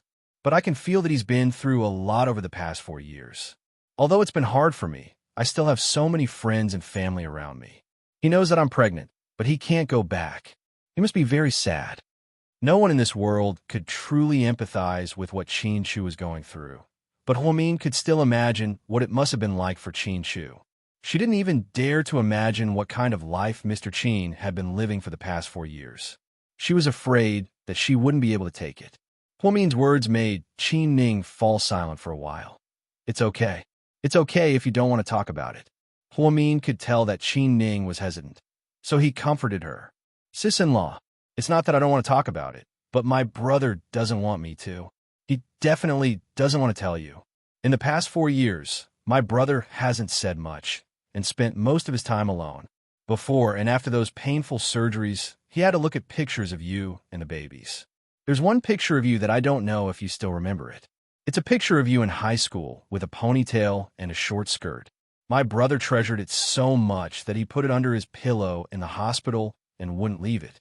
One time, when the nurse came to change the sheets, she accidentally flipped the picture on the floor. He, who had always been calm and collected, was furious. He smashed everything in the room and even wanted to leave the hospital that day. You know, I've known him for so many years, but I've never seen him so angry. So, I think, in the days without you, your picture is everything to him. It's even his will to live. When Qin Ning finished speaking, Huamin's face was already covered in tears. Although Huamin was mentally prepared for this, hearing it from Qin Ning's mouth still made his heart ache. If she had been by his side for the past 4 years, he wouldn't have had such a hard time. He wouldn't have had to go through multiple surgeries, and he wouldn't have had to face the wall alone in the hospital. Compared to Qin Chu, Huamin was blessed, because at least Su Yu, the Su family, and so many friends were with her. Sis-in-law, are you okay? Qin Ning handed her a tissue. I'm fine. Then let's not talk about it anymore. We still have to go to Disneyland tomorrow. You should go to bed early. My brother will scold me for talking nonsense when he sees this. All right. Huamin stood up and walked back into the living room. Qin Chu and his father were watching financial television. Are you done? Okay. I'm going upstairs to take a shower. You should sleep early too. Huamin tried his best to control himself and make himself look normal. Qin Chu still felt that there was something wrong with her mood. He stood up and looked at Huamin's back, then at Qin Ning, who was outside. He walked towards Qin Ning. Brother. Qin Ning felt a little guilty. What nonsense did you talk to your sister-in-law about now? Qin Ning looked at Qin Ning lovingly. Although his tone was reproachful, his expression wasn't cold. Nothing. We were just chatting. Were you really chatting? Then why is she crying? Mr. Qin obviously didn't believe her. She's crying? Really? You must be seeing things. Did sand get into her eyes? Do you think this is the Sahara Desert? That sand can blow at any time? Qin Ning didn't dare to say anything and continued to feel guilty. I'll deal with you later. Qin Chu reached out his finger and poked Qin Ning's little head. Then he turned around. After taking 2 steps, he suddenly remembered something. He turned around and looked at Qin Ning with a serious expression. Ning, it didn't tell her about that, right? Qin Ning froze for a moment before she realized what he meant. Chapter 1922. Qin Ning immediately shook her head. No, big brother, do I look like someone who doesn't know her place? I'd rather die than say anything about that. Okay, that's good. Qin Chu nodded in relief and turned to go upstairs. When Qin Chu went upstairs, Huamin had already showered and was lying in bed with a fashion magazine in her hand. Did you see the kids? Huamin nodded. Yeah, they're already asleep. Maybe they're tired from playing too much today. Okay, we don't have to get up too early tomorrow. Let them sleep well. We could go to Disney anytime. You decide. Huamin didn't seem to be in a good mood. Qin Chu took off his white short-sleeved shirt, revealing his bronze skin. His six-pack was so perfect that it made people drool. He walked over, sat on the bed, and put his arm around Huamin's shoulder, letting her lean on his chest. What? Seducing me? Huamin looked at him amused. Seducing you? You surrendered with 1 kiss. Qin Chu looked down and laughed at her. But egomaniac. How about we try it? Qin Chu teased her on purpose. He loved to see Huamin turn into a shy little girl and act coquettishly in his arms.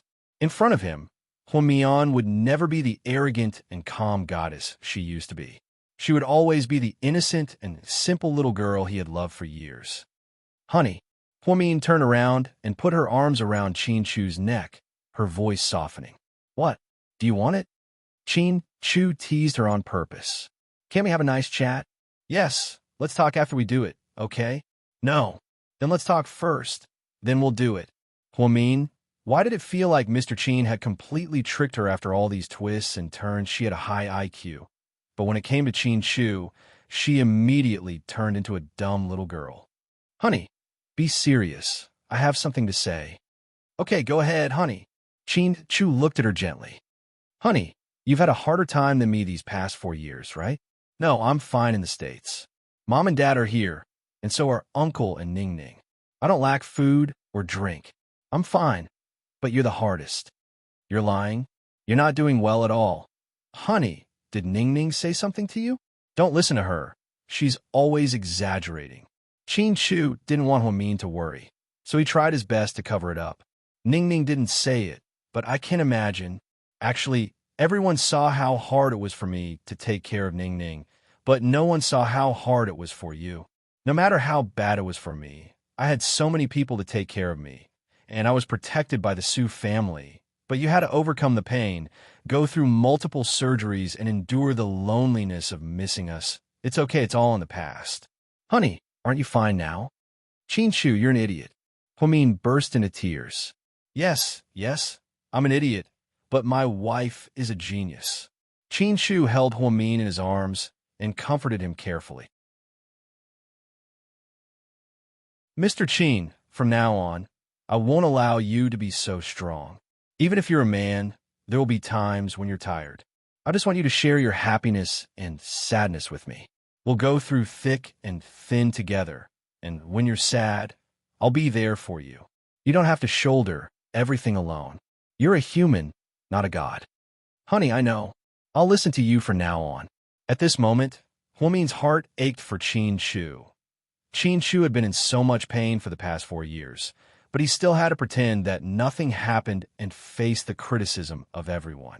Even fans who didn't know the truth would post comments on his Weibo, saying that he was an irresponsible coward. However, Huamin knew that Qin Chu did this for her own good, because in Qin Chu's eyes, anything that happened to her was a big deal.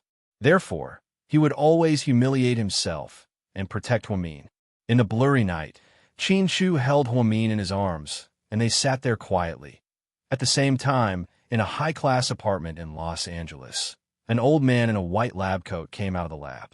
Professor, young madam's family is coming to Los Angeles tomorrow. Do you want to meet them? After all, it's so close, the assistant reported.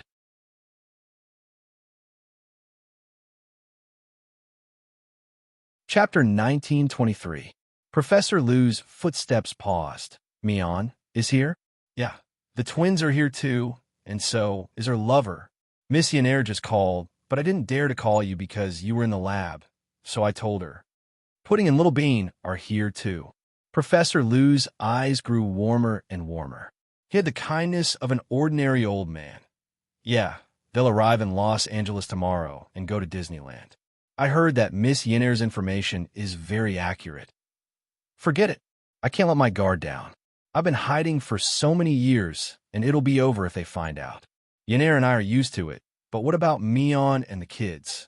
Professor Lou gritted his teeth and decided to leave his daughter and granddaughter. The next morning, Qin Chu, Huamin, and Qin Ning flew to Los Angeles with the twins. Since Huamin was a Disneyland fan, her babies were also fans. Even the usually calm Pudding started to look around curiously when they entered the park. Wow, sis, it's so beautiful here, Little Bean exclaimed. Daddy, let's have fun. Don't be in a hurry to leave. Okay? I heard there'll be a fireworks show tonight. Little Bean looked at Qin Chu worriedly. Okay, we're not in a hurry. You can play as long as you want. We'll stay at the Disneyland Hotel tonight. Yay, that's great. Daddy, I love you. Little Bean began to hug Qin Chu's leg and act like a spoiled child. Qin Ning laughed. Big brother, your daughter is amazing. She can make people dizzy with her words. When she grows up, she'll definitely be a little girl. Annie, what about me? Pudding was immediately dissatisfied with Qin Ning's evaluation of Little Bean. Haha, you're even more amazing. You're a precocious little beauty. You know everything. I'm impressed. Qin Ning still didn't know that the two seemingly unintentional video calls with Su Yu were actually part of Pudding's careful plan. She thought the little girl was mature and didn't know she was so amazing as a Disneyland fan. Huamin also came to Los Angeles for the first time. After coming in, she couldn't even care less about her daughter. She grabbed Qin Chu's hand and started taking selfies like a little girl. Hubby, come on, let's take a picture together, Huamin said excitedly as he held his phone. Mommy, what about us? Little Bean asked, feeling wronged. You too. Let Annie take the photos for you. Sis, I think Mommy is crazy. She's having so much fun that she forgot about us. She doesn't even want to take us with her. Mommy is trying to find her lost youth, Pudding replied. Haha, Annie will take pictures for you. Qin Ning took out her phone and took pictures of her nieces. Huamin took a selfie and slightly edited it before posting it on his WeChat moments. Like a child, he bragged excitedly. I've finally arrived at this magical place. It's so beautiful. Below was a selfie of her and Mr. Qin. The two of them were handsome and beautiful. Qin Chu put his arm around Hua Min's shoulder, and their faces were pressed against each other. Qin Chu smiled, which was rare of him. The funny thing was that Hua Min was wearing a Disneyland hairpin on her head, making her look extremely cute.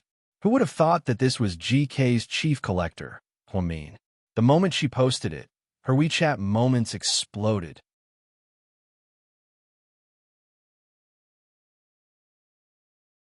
Chapter 1924. Zhu Lingling. Wow, wow, wow, who's this? He's so smug. Jiang Xiaowei. Wow, someone's starting to show off their love. Their kids are all grown up, and they're still doing this. Shame on them. Jing Jixin. Sis, can you take me with you next time? I'm working overtime at the company, and it's so cool to see you go out and have fun. And Yang. My sister is still the prettiest. Her smile is so natural. But I'm surprised that President Qin is smiling. It's so magical. Jixin replied to Yang. It's rare. Brother-in-law only smiles like this when he's with my sister. Bella, President Qin, President Hua, I'm going to swallow this PDA with tears in my eyes. Chunjia, director is so cool.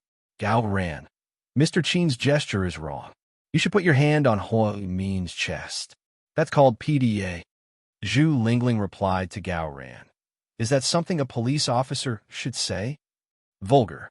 Gao Ran replied to Zhu Lingling. I'm sorry, honey. Please enlighten me. Zhu Lingling replied to Gao Ran. You should say, Mr. Qin should just put his hand under Mion's skirt. Gao Ran replied to Zhu Lingling. You're really experienced. So perverted. Huamin replied to Zhu Lingling. The one above, come down. I promise I won't beat you to death. Tang Chuan? Haha, I don't think they're a good match. Huamin and Lord Su still look like husband and wife.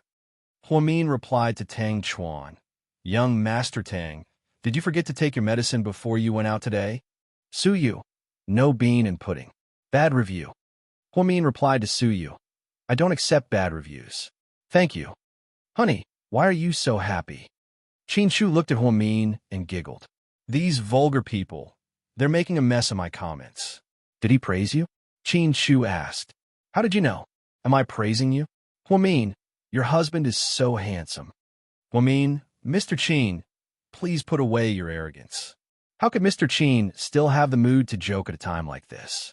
After entering the park, Huamin had more fun than a child. He tried all kinds of things.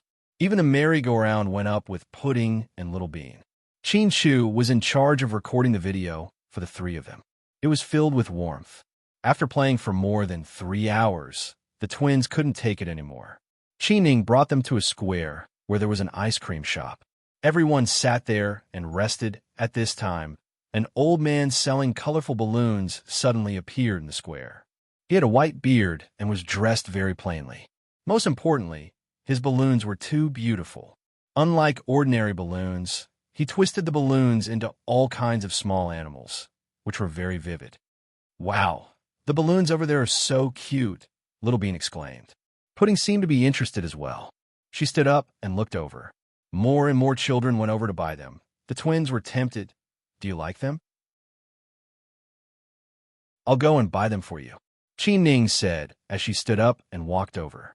After a short while, she came back with a slightly troubled expression. What's wrong? Are they very expensive? Huamin asked. Qi Ning shook her head. No, they're not for sale. The old man said they don't need to pay for them. You can go and get them yourself. Really? That's weird. Huamin was slightly surprised. Wow, that old man is giving them to us for free? So generous. I think I want the one in the shape of a deer. Then I'll give it to Big Brother Xiaolu. Little Bean pursed her lips. Big Brother Xiaolu? Huamin was confused. He's a celebrity on TV. She fell in love with him after watching a reality show. Pudding explained helplessly. Huamin was speechless. Honey, what should we do? Huamin didn't know what to do and turned to look at Qin Shu. Qin Shu frowned slightly. Could it be a trap? We should be careful.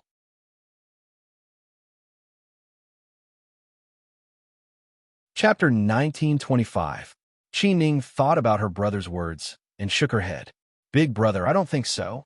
I checked the old man, and he didn't even have any pockets. The security at Disneyland is very strict, so there's no way he would have a weapon. Plus, we have bodyguards, so we should be fine in broad daylight. Qin Shu didn't say anything, but his expression showed that he didn't want his daughters to go. Pudding turned around and walked up to Qin Shu. She hugged his neck and said, Daddy, I think that old man isn't a bad guy. Pudding, bad guys don't write the word bad on their faces. There's also a word called fake in this world. Qin Shu patiently explained to his daughters. I know, but I feel like the old man's eyes are very loving and kind. I want to see him. Pudding rarely asked for anything. This was the first time she begged her dad like this. Qin Shu didn't have the heart to refuse. How about this? Daddy will go with you, okay? Qin Shu was still worried. Okay. Pudding nodded excitedly. Then, Qin Shu held his daughter's hands and slowly walked toward the old man selling balloons. The old man saw the twins from afar. Then, he smiled in a friendly manner. Kids, do you want balloons? The old man asked. Okay.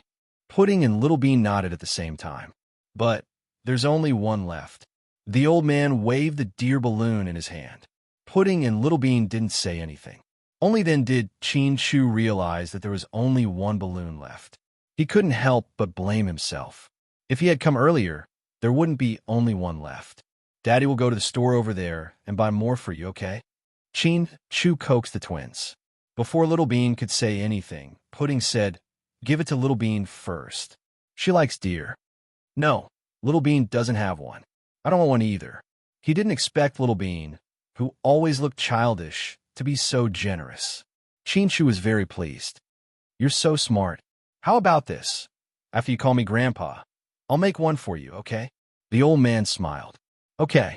The twins nodded and then said in unison, "Hello, Grandpa." The old man smiled lovingly. Then, out of nowhere, he took out a few more balloons and blew them up. Then, it swiftly twisted into a little rabbit. "Who wants a little rabbit? Sister likes it. Give her a rabbit." Little Bean was overjoyed. The old man placed the rabbit in Pudding's hand and the dear balloon in Little Bean's hand. The two children instantly revealed innocent smiles. Children's matters were always the most innocent.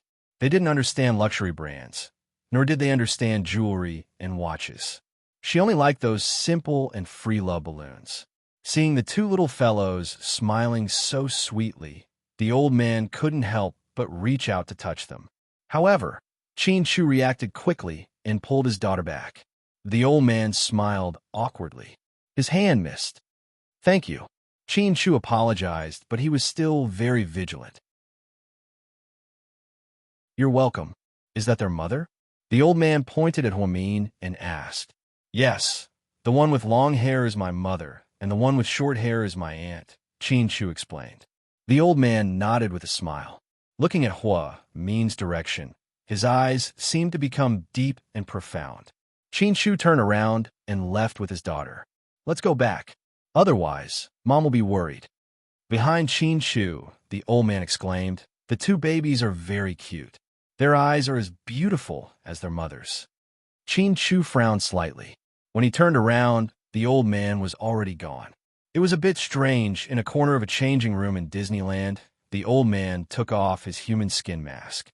Revealing a weathered face, just then, his watch rang. He picked up and heard Lu Yin ask, "Dad, did you see my sister and the babies?"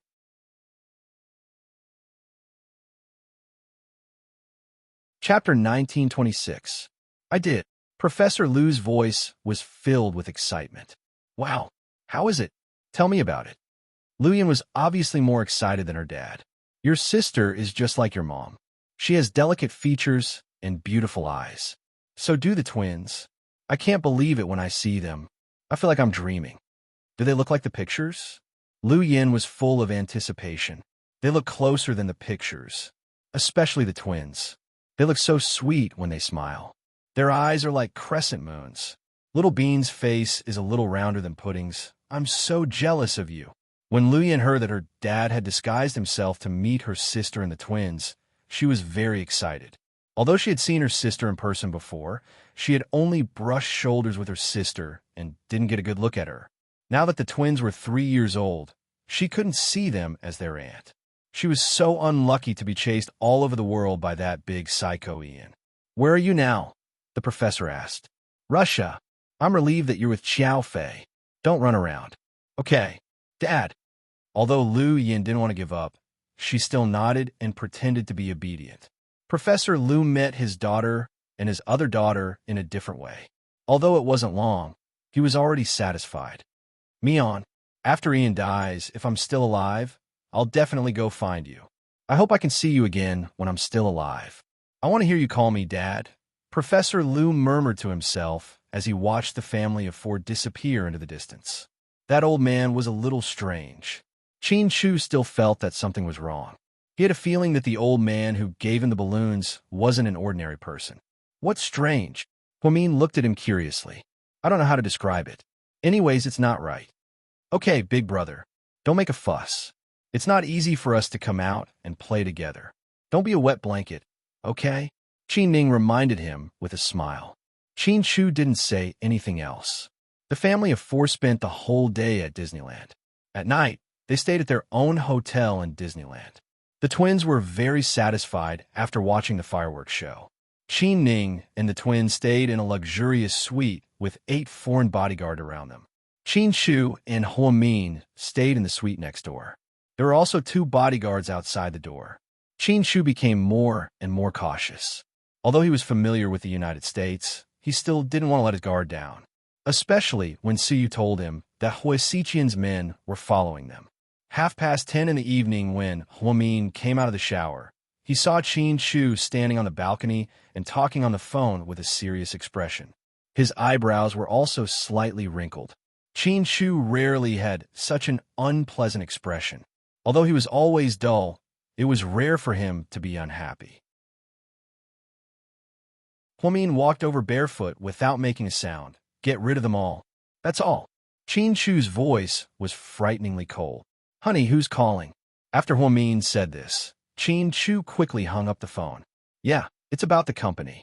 In China, Huamin was surprised. No, it's about the headquarters. Oh, I see. Huamin nodded. Your hair is still wet. Why are you out here? Before Huamin could say anything, Qin Shu grabbed her hand and dragged her into the living room. Then, he picked up the hairdryer on the table and began to dry Huamin's messy hair. Every time this happened, Huamin would feel very happy. She could enjoy the care and gentleness that Qin Shu gave her like she was his own daughter. Honey, yeah?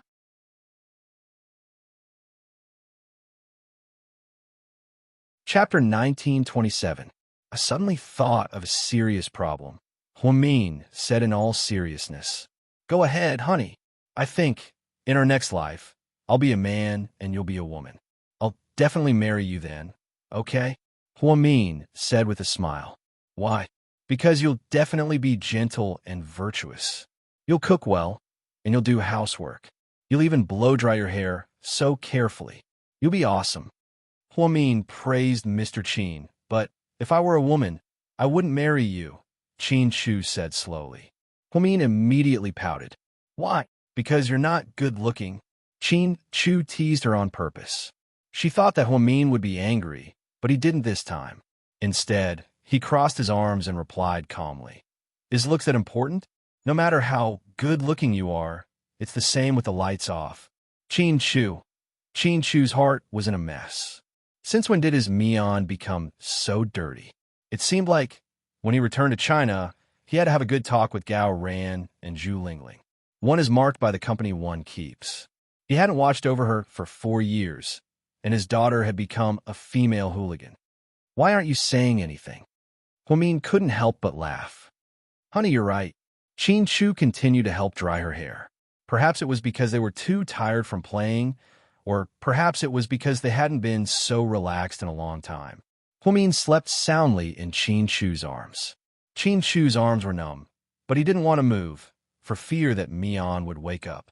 He tilted his head and looked at her closely. He could even see her eyelashes clearly. Even if he hugged her like this every night and spent every day with her, he still felt that it wasn't enough. It was as if he didn't even want to sleep, because a person's life was imperceptibly slipping away. He felt that if he slept a little longer, he would lose tens of seconds of time with Huamin. It would be a pity. Qin Shu knew that his way of thinking was wrong, but it was hard to control himself. Huamin didn't know that Qin Shu cared so much about her now, and to such an extent. The next morning after breakfast, the family played in the park for the whole morning and took many beautiful photos. In the afternoon, Qin Ning and the bodyguards took the twins to Qin Ning's father's villa. Qin Shu drove a dark blue Ferrari sports car and took Huamin on a road trip. They were going to travel all over California along the most beautiful roads. Along the way, Huamin was as excited as a child, looking at the beautiful scenery on the road. Actually, the scenery in the United States was not as varied as that in China. But every time you go to a place, you feel different, especially in the quiet countryside. Looking at the villas in the suburbs, gardens, and endless lawns, one's mood was really different. The sun was setting in the west. Qin Shu turned on the music and played the familiar song, Hotel California. The familiar lyrics echoed in the car, accompanied by extreme speed and passion. At this moment, his heart and mind were completely empty. Huamin, who was always reserved, couldn't help but stand up in the car. He reached out his hand above the convertible sports car, facing the evening wind and the sunset, listening to the most moving and emotional song, Hotel California. Huamin was so moved that he almost cried. He felt a lump in his throat. Honey, you look so touched, so do you think of something? Qin Shu asked, even though he already knew the answer.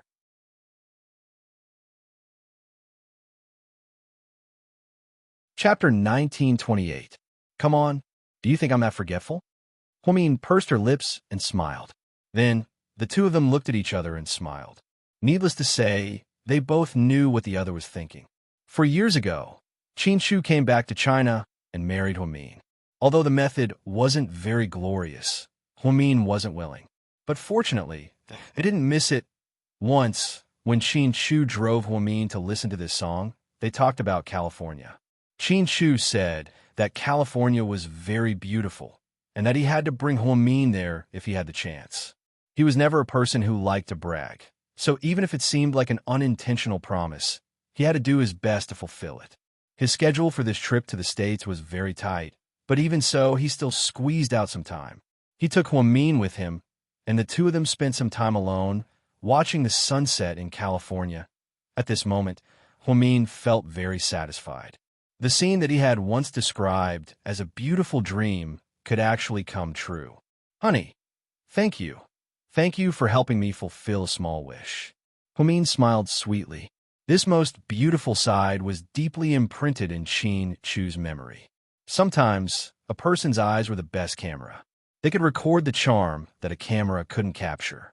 In Qin Shu's eyes, the mountains and rivers couldn't compare to Huamin's smile, perhaps. This was what it felt like to love someone. The two of them drove all the way, and by 7 p.m., the sky was already dark. Plus, they didn't pass by a particularly big city. For safety reasons, Huamin didn't let Qin Shu drive. Honey, let's find a place to rest. We'll continue tomorrow morning. I'm not tired, or you could drive for a while. I promise I won't crawl under your skirt. Huamin, that's not the point. The point is, I really don't know how to drive a car here. I'm not used to the steering wheel. What if I get into an accident? I don't have an American driver's license. All right, I know what you mean. The GPS shows that there's a motel 4 kilometers ahead. We can rest there for the night. Yes, yes. Huamin nodded in satisfaction. Finally, the two of them stopped at a pretty motel in the suburbs. Qin Shu paid the money and communicated with the boss. After parking the car, they washed it. Then, Qin Shu and Huamin entered the hotel. She took a shower and changed her clothes. It was Huamin's first time staying at a motel. Because it was rare in China, she was still full of curiosity. Is it fun? Qin Shu asked her. Yeah, this is the first time I've seen a hotel with a parking lot connected to the rooms, and the decorations are so unique. It's a refreshing feeling. Americans pay attention to the mood. They won't deliberately set up a sex hotel to let you find that kind of mood. That's true. Huamin smiled. Are you hungry? Qin Shu lovingly touched her face. I'm okay. Let's go get something to eat. After speaking, Qin Shu pulled Huamin out of the hotel. The two of them wore simple white couple t-shirts and looked a few years younger. Boss, do you have anything to eat? Qin Shu asked in fluent English. Hamburgers, sandwiches, and fried drumsticks, the tall and strong Caucasian boss replied. Qin Shu looked at Huamin. Hamburgers, Huamin whispered. 2 hamburgers and 2 Cokes, thank you. After speaking, Qin Shu took out US dollars and placed them on the table. Then, the two of them sat at the table next to the bed to rest. Just then, 5 young people suddenly came in. 3 of them were Caucasian, and 2 were black. They didn't look old, but they were dressed in a hip-hop style. There were many tattoos on their arms. He looked just like a hooligan. The young man in the lead glanced at Qin Shu and Huamin as soon as he walked in. Then, he whispered something in English, and those people laughed maniacally. There was obvious mockery in their laughter. Huamin began to feel uneasy.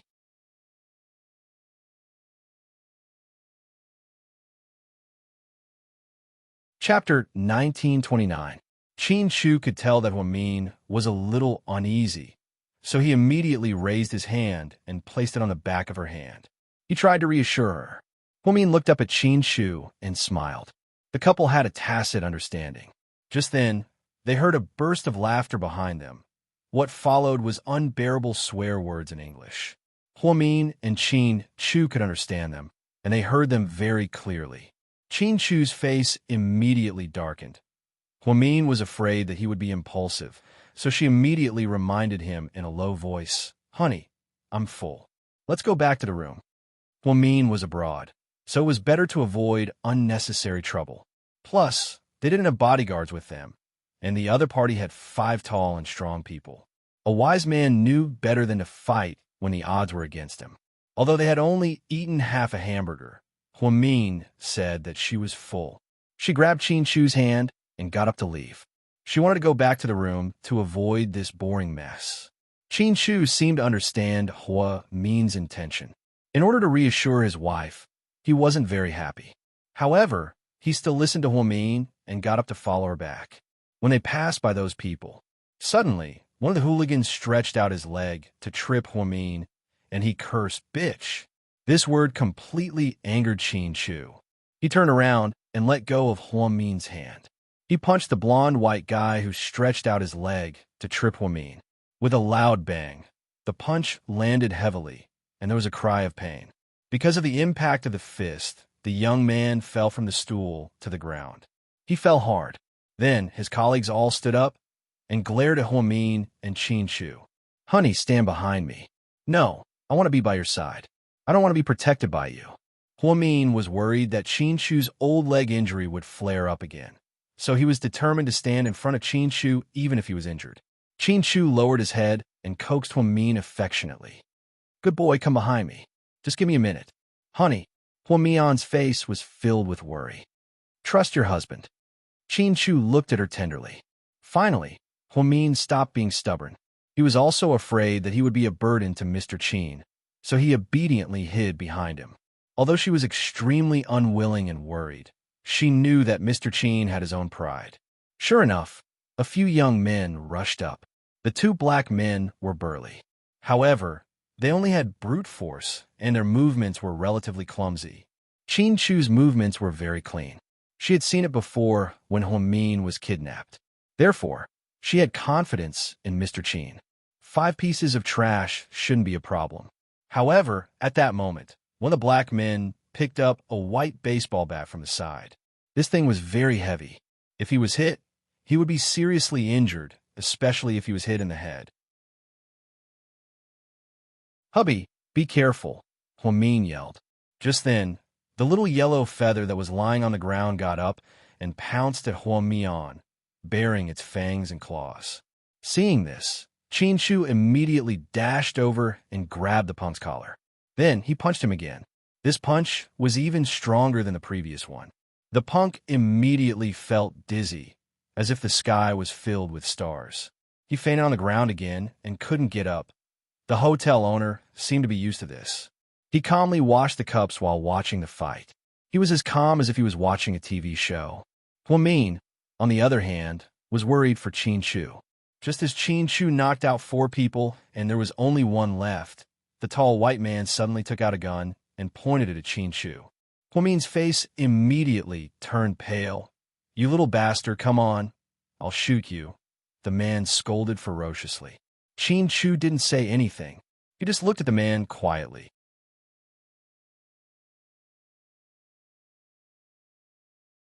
Chapter 1930. Just then, a black man got up from the ground and staggered toward Qin Shu. He threw a punch at Qin Shu's face. He thought that Qin Shu wouldn't dodge because his accomplice had a gun. However, Qin Shu dodged nimbly. His punch missed, and he fell to the ground again. "Fuck!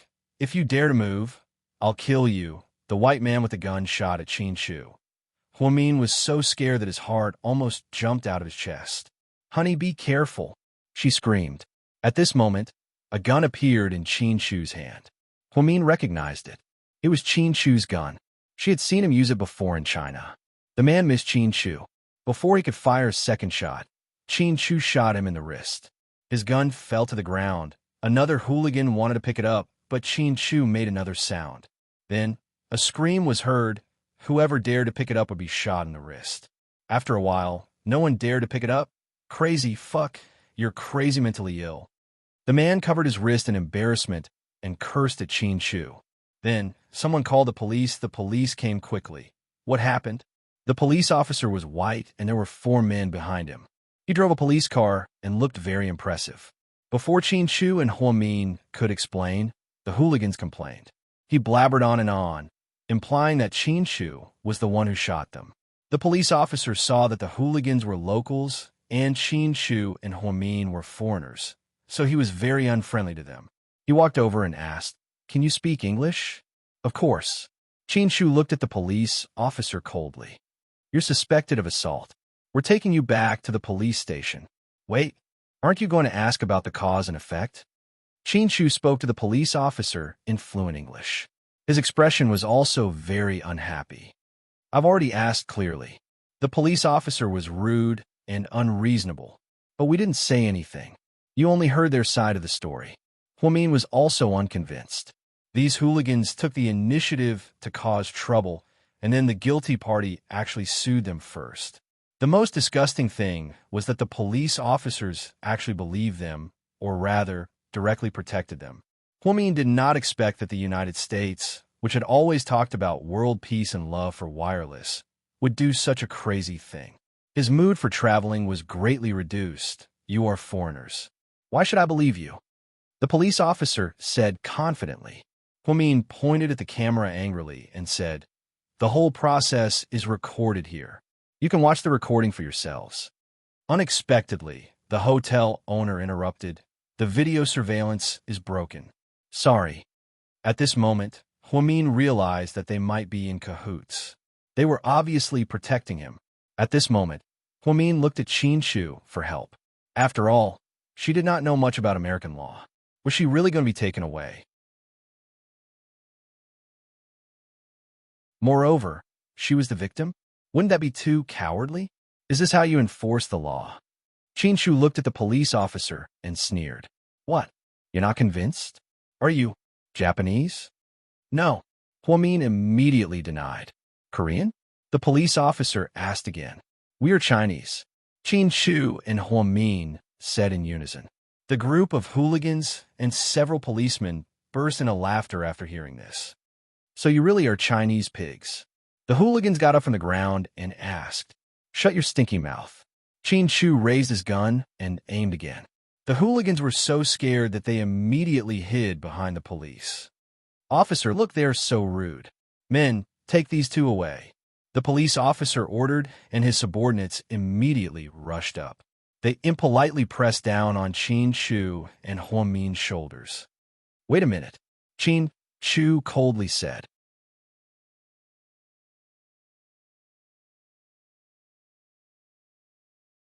Chapter 1931. At this moment, everyone looked at Shu. I'm going to call my friend and ask him to come bail me out. Your friend? From China? The police officer's voice was full of mockery. Ha, you'll know when he's here. Shu sneered. Officer, let him call. Maybe he can pay a high bail, one of his subordinates whispered. The police officer nodded. Shu picked up his phone and dialed a number. Then, he said impatiently, I'm in California, less than 30 kilometers from Oakland. I'm at a motel called Moto. The police want to detain me. Come bail me out. Detain you? Don't mess around. The man on the other end chuckled. I'm not messing around. I'll give you half an hour. I don't care if you take a helicopter or a private jet. That's all. Then, Mr. Chin hung up the phone arrogantly. Honey, are you calling Ning Ning? Huamin asked anxiously. After all, Qin Ning was with the twins. To be honest, Huamin didn't want Qin Ning to come. He didn't want his two precious daughters to get involved in this mess. It's not Ning Ning. Shu grabbed Huamin's hand and held it tightly in his palm. Shu gave them half an hour, but it only took them 19 minutes. And they really did come in a helicopter. The roar of the helicopter alerted everyone in the room. When the police officer went out, he was dumbfounded to see the man coming out of the helicopter. I'm not late, right? The man walked out of the helicopter with his subordinates surrounding him. He was wearing a black windbreaker and looked the same as a few years ago. The moment Huamin saw him, she was very touched. Rick, she said softly. Mr. Rick, why are you here? They were surprised to see Rick and were almost scared out of their wits. The Rick family was the biggest gang in the United States and was very powerful. The police didn't dare to touch them. I heard, you want to arrest my friends? Rick asked coldly. I'm really sorry. I really didn't know these two were your friends. Then you're really stupid. Don't you know that he's the big boss of GK headquarters? Rick pointed at Shu. The police officer was dumbfounded. The gangsters were so scared that they turned around and wanted to leave, but they were held down by Rick's men. You want to run? Is it that easy? Mr. Rick, we're sorry. We didn't know. The hooligans were so scared that they almost peed their pants.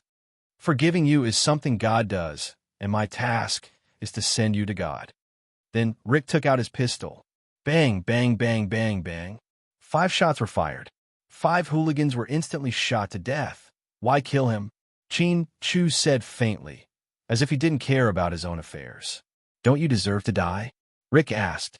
Huamin was extremely shocked. This was the first time she had seen Rick kill someone with his own hands. Moreover, he had killed someone so casually. "So, officer, what did you see just now?" Rick blew the smoke out of his gun. He glanced at the African-American police officer, whose legs were shaking. "No, I didn't see anything." "Very good. You can leave now." "Yes. Thank you, Mr. Rick." The police officers were so scared that they almost peed their pants. They scrambled in their police cars and fled. Then, Rick slowly walked over and looked at Huamin with a faint smile. "Long time no see, Huamin."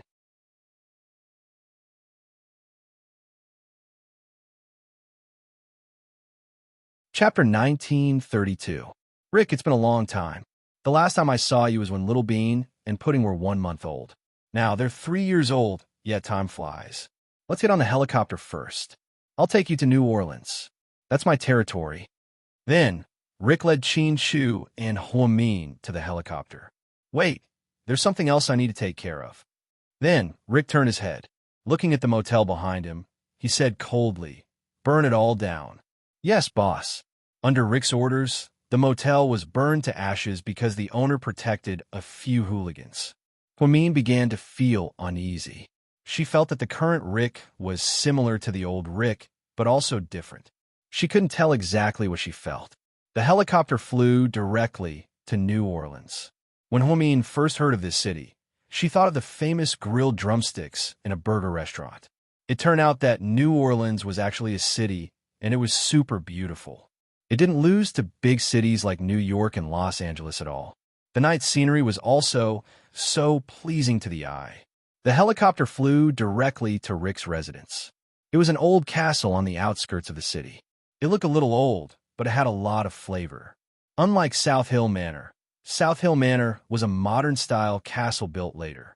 Rick's house was a real old castle. It was said that it was built more than 120 years ago. Rick led Chin Chu and Huamin in and went straight to the dining room. The chefs were busy making a lot of delicious food. There was a lot of food on the table. "Let's talk while we eat." Rick gestured for them to start. Chin Chu pulled out a chair for Huamin and let her sit first. Then, he took the initiative to tie a white scarf around Huamin's neck. He was very considerate. "It's been a few years, but Mr. Chin, you still love your wife so much." Rick smiled. "It's been a few years, Rick, and you've learned how to joke." Huamin laughed as well. "He can only joke around with us. After all, he doesn't have many friends," Chin Chu interrupted. "You make it sound like you're my only friend." Rick expressed his dissatisfaction. Chin Chu teased, "Think about it carefully. Isn't that the case?" "Of course not. Huamin is also my friend, so I have at least 2. She doesn't count. She's my wife. The 2 of us are one," Chin Chu argued. Rick finally spread his hands helplessly and said, "All right, black-bellied Mr. Chin, you win." Then, the 3 of them chatted as they ate. Huamin no longer cared about the taste of the food. He only cared about the feeling of reuniting with a friend he hadn't seen for a few years. "Why are you 2 staying at a motel?" "It's not like you," Rick asked. "It's low class, isn't it? That's why my wife came up with the idea." Chin Chu put a small piece of steak into his mouth. "Hey, I'm not taking the blame. You agreed, didn't you?" Huamin pouted. "I meant to drive for a few more hours and spend the night in Oakland. There are a lot of 5-star hotels there. I'm doing it for your own good. Aren't you afraid that the roads will be slippery in the dark?" Huamin pouted. "Yes, honey, you're right." Rick looked at Chin Chu, who still loved his wife so much. He was happy for them from the bottom of his heart. Like Gaoran, Rick knew how difficult Chin Chu and Huamin's love life was. As a bystander, he felt like he was watching a drama of life and death. More than that, he felt touched. They're already 3 years old. They should be able to talk a lot, right? Rick's eyes were gentle.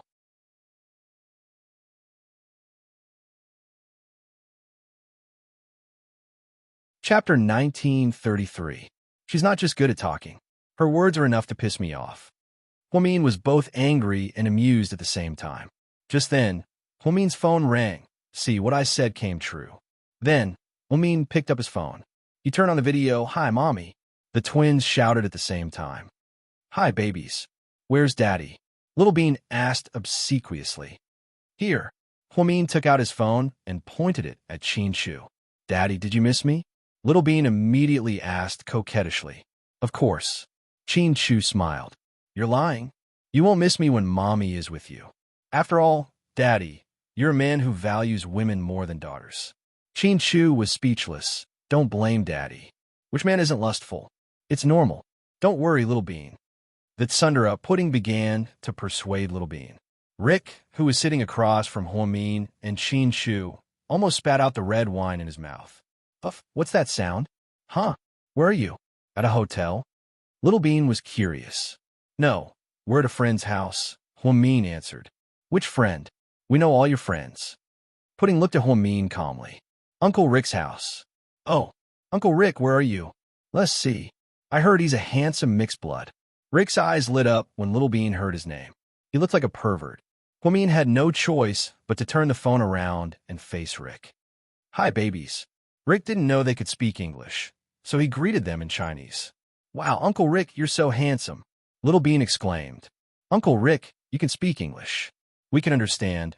Pudding noticed this detail and kindly reminded him. "Ah, can I?" Rick was also amused.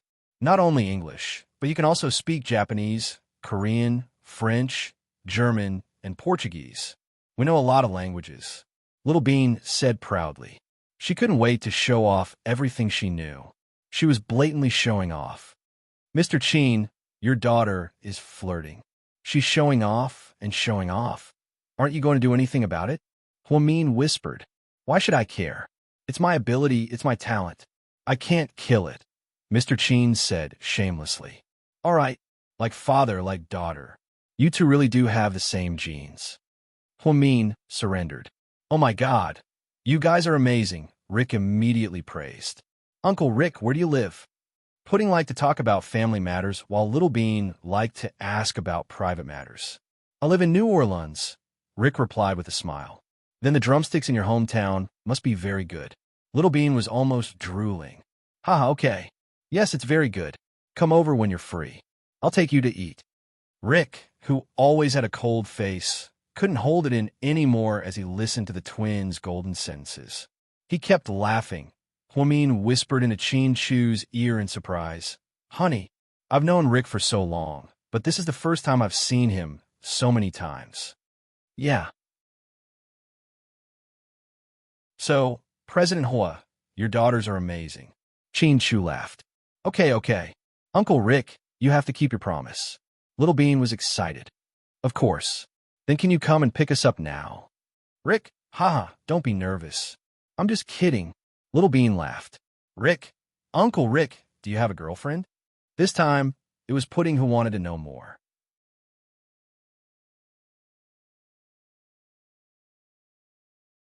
Chapter 1934. Ahem, Rick asked awkwardly. "Sis, did you forget that Uncle Rick used to be in a relationship with Auntie Cece?" Little Bean said. Huamin was so embarrassed that his cancer was about to explode. He didn't even dare to mention Cece's name because he was afraid that Rick would be sad. He didn't expect that his daughters would successfully trigger the landmine. Upon hearing Cece's name, Rick's expression changed slightly. Qin Shu immediately said, "You don't have to talk to them. Just brush them off. Uncle doesn't have a girlfriend. Uncle is still young. There's no rush." "Wrong. It's because you're young that you have to rush. Otherwise, when you get old and find a girlfriend, you won't be able to do anything and you won't be able to have many babies." "What a pity," Little Bean lectured seriously. As for Rick, he was completely confused after hearing these words. "Little Bean, this is the first time you're video chatting with Uncle Rick. Don't talk about such a deep topic. He won't be able to take it." The older sister scolded the younger sister. "Nieces, you should go to bed. It's late." Qi Ning's friendly voice came from behind. "Okay, Auntie, I'll say one last thing to Uncle Rick." Little Bean stuck out her tongue. "Uncle Rick, what kind of girls do you like?" Little Bean asked. "Rick, Is this a hard question to answer? No, I don't know what kind of girls I like. Rick was completely confused. Uncle Rick, when are you coming to China to visit us? I'll take you to Xian's ramen. Little Bean smiled sweetly. Qin Shu and Huamin were both speechless.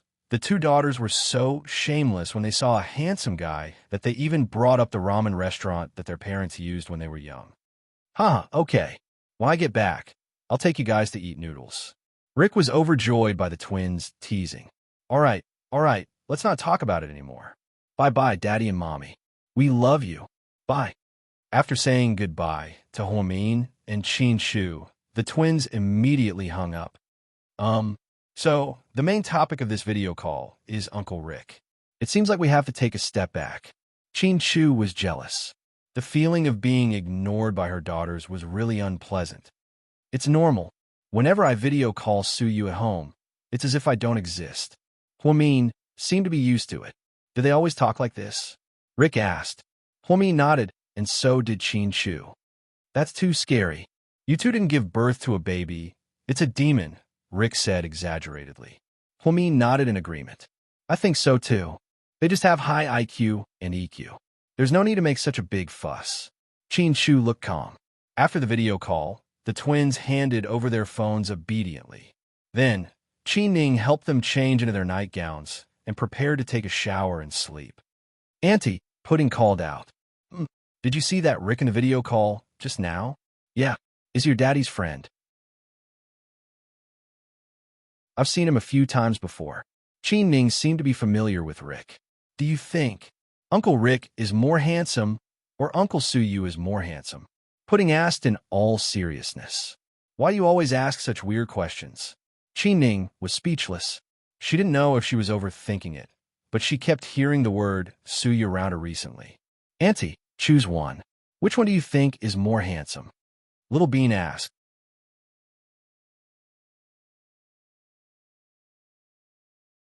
Chapter 1935.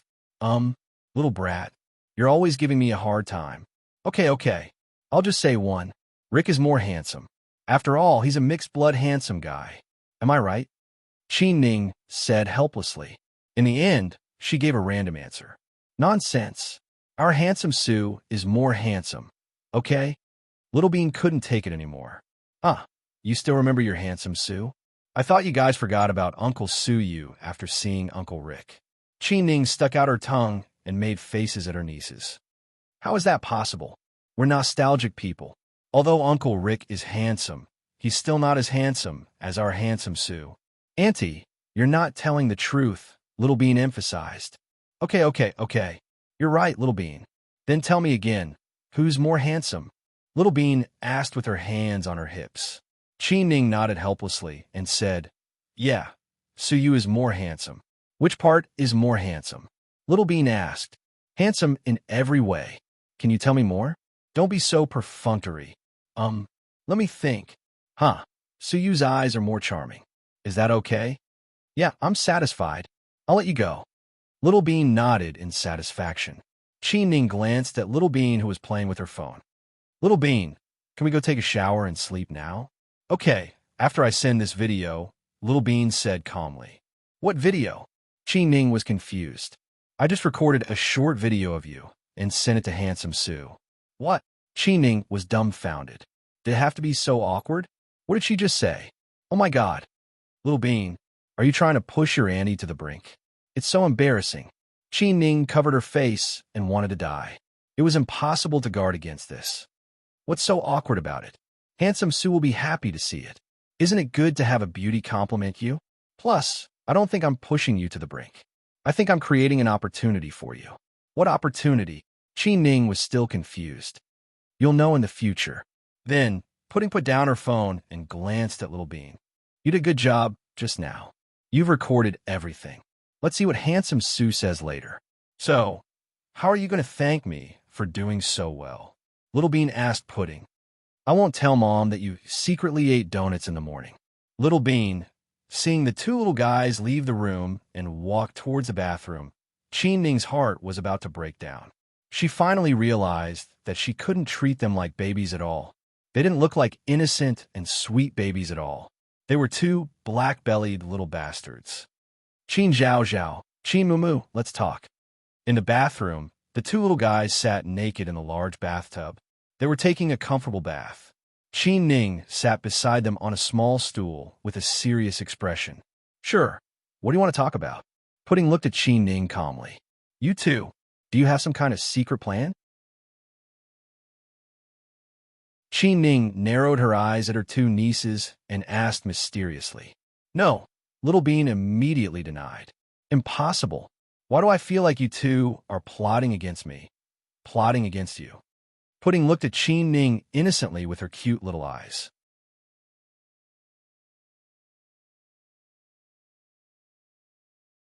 Chapter 1936. Little Bean was wiping Pudding's back with a bath towel. The two sisters were full of love. Yeah, why do I feel like you're trying to set me up with Suyu? Qin Ning asked awkwardly. In fact, she shouldn't talk about this topic with kids. After all, it was too adult. But if she didn't talk about it, Qin Ning was afraid that her niece would sell her out one day. Annie, you just realized it? You're so slow. Little Bean looked disgusted. Qin Ning, my sister and I have been doing this for a long time. I thought you already knew. I didn't expect you to ask us. I'm really disappointed in your IQ. Are you really our biological daughter?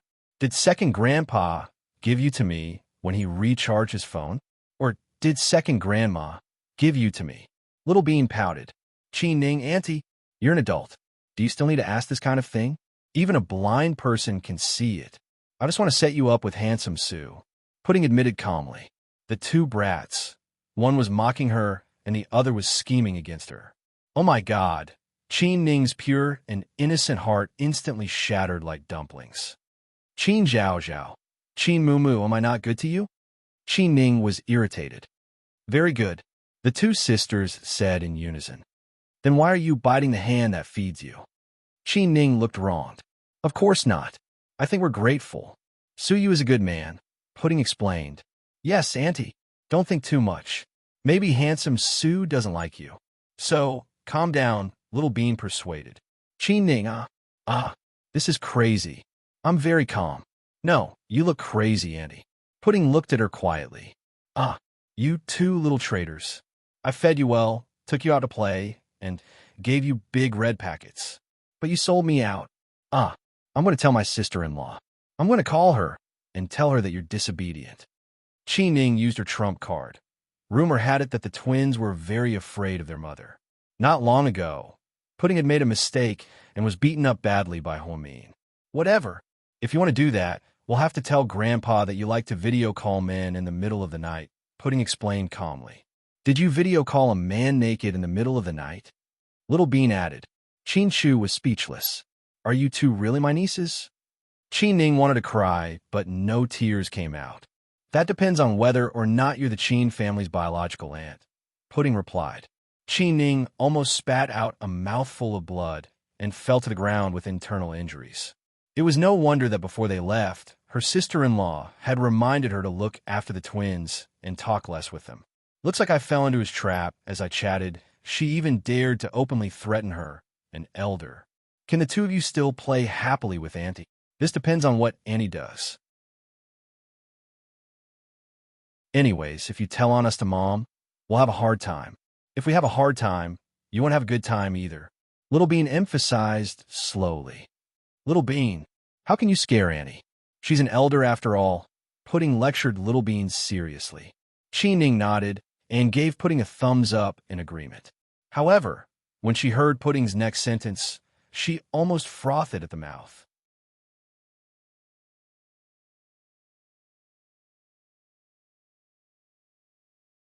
Chapter 1937. If we're going to do it, we have to be ruthless. It's not enough to scare her. We have to find a way to kill her. Qin Ning felt as if she had been struck by lightning. Crack. Okay, you win. I won't tell my sister-in-law, and you can't talk nonsense to my dad. Qin Ning's father, who was Qin Chu's second uncle, loved the twins very much. He spoiled them to the max, and the twins were very good at coaxing people.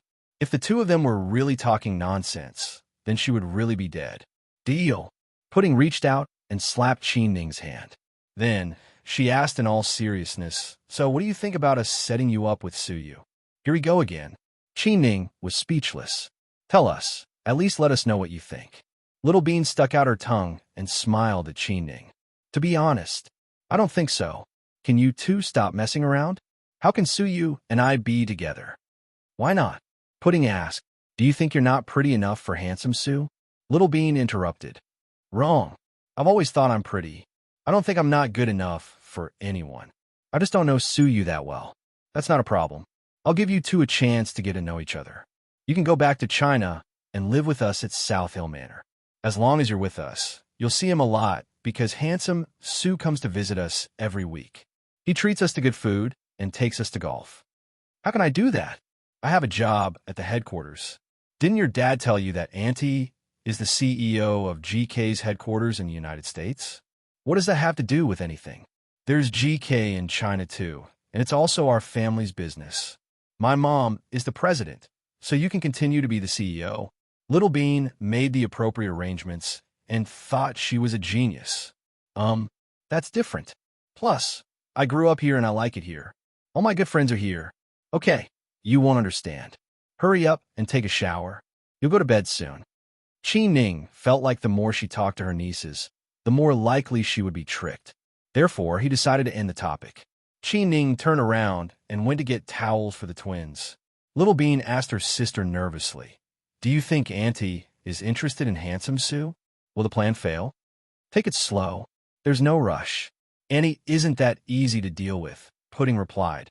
In China, the headquarters of Imperial Star Group Su, you had just walked out of the executive meeting when he received a video from Pudding. Initially, he thought that the two little fellows were playing tricks on him.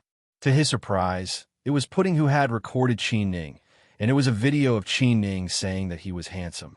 Suyu was completely baffled by her reaction.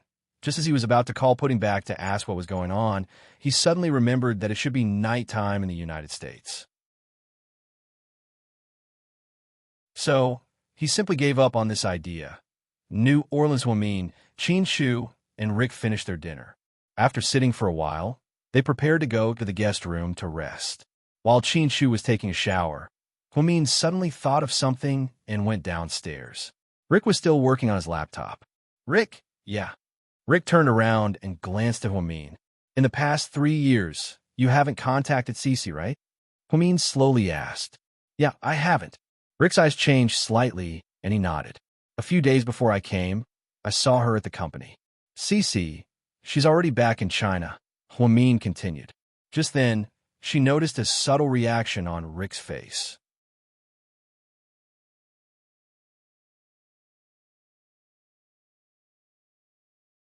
Chapter 1938. Really? She's back? Rick was obviously not confident when he talked about Cece. It was as if there were a lot of things in his eyes. Have you really forgotten her? Huamin asked. So what if I haven't forgotten her? Rick smiled bitterly. Rick, I think my sixth sense has always been quite accurate. I'm good at reading people. I always felt that you liked Cece a lot. You're right, I like Cece a lot. Rick's eyes only showed a rare gentleness when he said Cece's name. Huamin didn't say anything, but you can't do whatever you want in a relationship just because you like her. There are a lot of things in between. For example, Huamin frowned slightly as he looked at Rick. Her identity, Rick said slowly. You don't like her background? Huamin found it unbelievable. No, I don't like myself. Cece is a good girl from a normal family, but I'm not. After he said this, he immediately looked at Huamin and continued. Qin Chu told you what I do for a living, right? The biggest gang in America, Huamin explained calmly. Yes. Rick nodded. But isn't your brother in charge of it? You've been doing well in China all these years, haven't you? Huamin didn't understand. That was before, but 3 years ago, my brother got into a car accident and became disabled. He can only sit in a wheelchair now. Huamin was shocked when he heard this. I see. No wonder you didn't go to Cece 3 years ago. Huamin finally had the answer to the question that had been bothering him for the past 3 years. She had said a lot to Rick at the twins' 1-month-old party. He seemed to understand. Huamin thought that Rick would go to Cece in the end, and then the two of them who loved each other deeply would get back together. Unfortunately, later, she heard that Cece went abroad to study and Rick went back to the States. never to be heard from again. She was still wondering what was going on. How could Rick suddenly leave under such circumstances? It turned out that something so big had happened to the clan. Rick sighed slightly and continued. 3 years ago, I left your house and wanted to go find Cece immediately. But at that time, the family sent me the news that my brother was in a car accident. I didn't care about anything else and came back here to take care of him, but he still hasn't recovered. He's basically a cripple now, and in the family. I'm the only one who can take care of him. I can't watch the family business that my parents built be eaten away by others. That would be a waste of my brother's efforts all these years. So, Rick paused for a moment. So now that you've inherited your brother's position, you're truly the godfather of the mafia. Thinking about this time, Rick seemed to have a strong, murderous aura when he walked down from the helicopter. Then he shot the hooligan to death without even blinking. It seemed that he had killed a lot of people in the past few years. You're right. I don't think I can give Cece happiness right now, because I don't even know how long I'll live. Don't be so pessimistic. Huamin suddenly felt sorry for Rick. This man looked so cold, but he hid everything in his heart. Huamin, I've killed a lot of people. Whether they deserve to die or not, they died because of me. I can't turn back now. I can't choose my family background, but Cece still has. She's just an ordinary girl who graduated from university, went abroad to study, got a job when she came back, found a boyfriend who loves her, got married, had children, and lived a peaceful and happy life. But I can't give her any of these seemingly ordinary things. So, Rick, you actually love her very much. You're doing this for her own good? Huamin asked.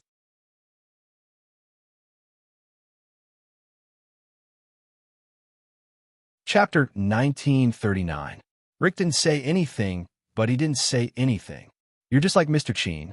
You'd rather bear everything in silence and give the person you love the best life possible. Rick, think about it. Did Cece live a happy life without you for the past 3 years? What you think is happiness, is it really true happiness in her eyes? Don't forget, you're not Cece, neither of us are Cece. You have no right to choose what kind of life she wants to live. Rick didn't say anything. He knew what Huamin said made sense. Actually, as a friend, there's one thing I should say to you. Go ahead. Rick raised his head and looked at Huamin with loneliness in his eyes. Love isn't the most important thing in life, but it's the most regrettable thing. Maybe when you're old, you'll remember that your family and friends treated you so well, but you didn't treat yourself well when it came to love. That's a terrible feeling, because you can't do it all over again. I know, but my current situation, Rick didn't seem to have the strength to do it. I understand your situation. I used to feel the same way. After I broke up with Chin Shu, I felt like there was no love left. Then, I went to college and got together with Ning Ziyuan. At that time, I thought it was the same no matter who I was with. The truth is, there's a big difference. If you choose an angel, you'll live in heaven. If you choose a demon, you'll live in hell. If you choose a stranger, you'll have to be prepared to live with that stranger for many years. Rick still didn't say anything. I've said everything I need to say. Rick, I treat you and Cece as my friend.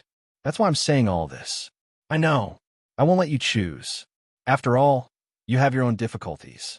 I just think that it's rare for the two of you to truly love each other. We're the same type of people living passionately in this heartless world. Other people follow the rules, but we follow the rules. Rick lowered his head again at Huamin's words. Okay, I've said enough. Think about the rest. I'm going to bed. Good night, my friend.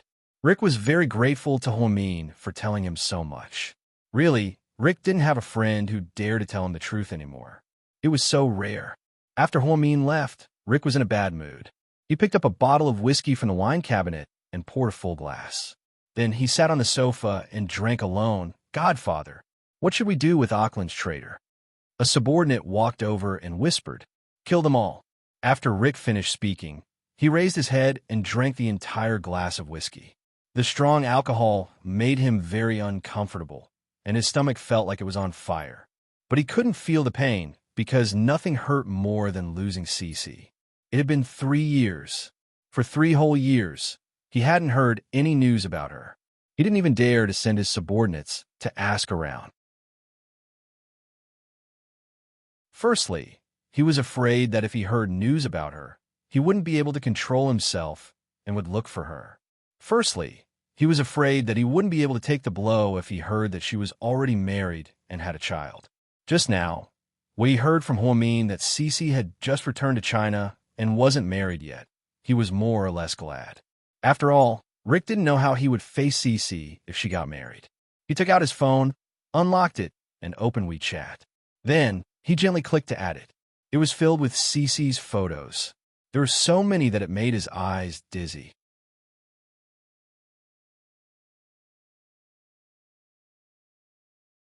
Chapter 1940.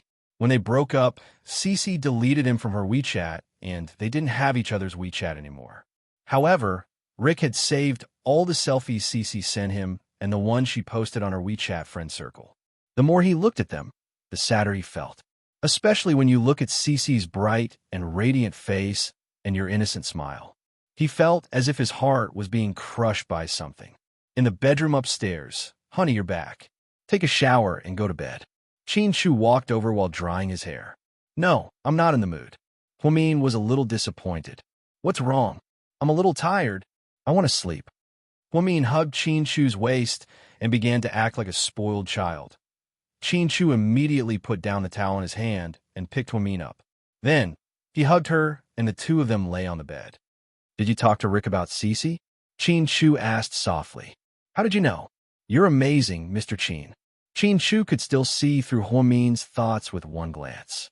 "If I didn't know you well, how could I have won your heart back then?" Chin Shu smiled and patted Huamin's head.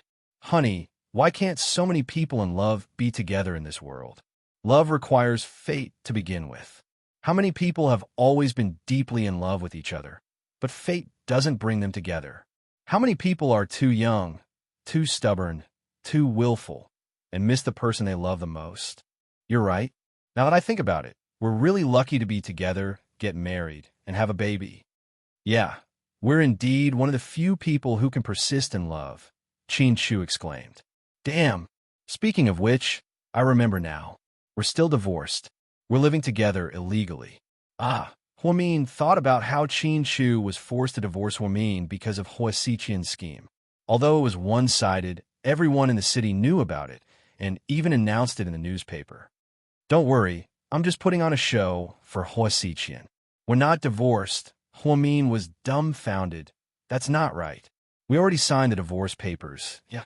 It's not legally binding, and I didn't send it to the divorce registry." "Do you have the divorce certificate?" Chin Shu's asked with a smile. Huamin's his head. "So, we're not divorced?" Huamian giggled. "Humph. Oh my God, I thought I was divorced." Huamian looked up at the sky and sighed. I'm TS up. Come, Estes. What big event?" Huamian couldn't remember right away. "Our wedding. Our grand wedding," Chin Shu said with a smile. "Yeah, we almost had a wedding before, but that bastard Hua Xiqian ruined it. But that's good. When we have a wedding, we'll have 2 flower girls." Huamin didn't know whether to laugh or cry at the thought of his daughters. "You're making me miss them," Chin Shu said quietly. "Mr. Chin, can't you grow up? They don't even miss us. Why should we miss them?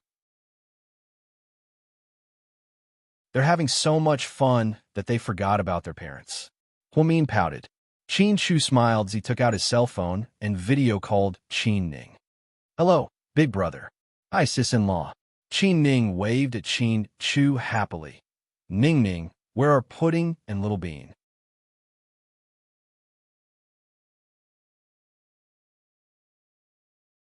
Chapter 1941. Those 2 brats. They fell asleep a long time ago. So early? Chin Shu was a little disappointed. "It's not early anymore, big bro. Look at the time. You guys are adults. Even if you're not sleepy, the kids are." "Okay, I'll call back tomorrow." "Wait, big bro. When are you guys coming back?" "We'll see. Rick wants us to stay here for one more day and take us to the manor in the south." "Oh, okay. Since my dad likes the twins, we'll let them stay here for a bit longer." "Ning Ning, they're not naughty, are they?" Huamin asked. "No, sis-in-law, my nieces are very obedient." Qin Ning felt guilty and didn't dare to tell Huamin the truth. She was afraid that the twins would hold a grudge against her and take revenge. She had seen what the twins were capable of. They could kill her at any moment. That's good. If they cause trouble or don't listen to you, just call me, Huamin said. Okay, sis-in-law. Ning Ning, when you take them out to play, remember to bring enough bodyguards. Be careful. Qin Shu was really worried about his daughter. Even the bodyguard around Qin Ning were personally picked by Qin Shu. There were 8 of them, and it was very eye-catching. They were no less than the president's daughter. Okay, I got it, big bro. Don't worry. Even if you lose me, you can't lose the twins. Don't worry. Then, Qin Ning hung up the phone. Qin Shu hugged Huamin, and the two talked for a while. Then, Huamin fell asleep. Seeing that she was asleep, Qin Shu laid her down on the bed. He carefully tucked her in and then went downstairs. Rick was still downstairs. Do you want a drink? Rick looked up at Qin Shu. Sure. Qin Shu walked over and sat down. Rick picked up an empty glass and poured Qin Shu a glass of whiskey. I really envy you. What do you envy me for? Qin Shu took a sip of wine. I envy that you have Huamin by your side.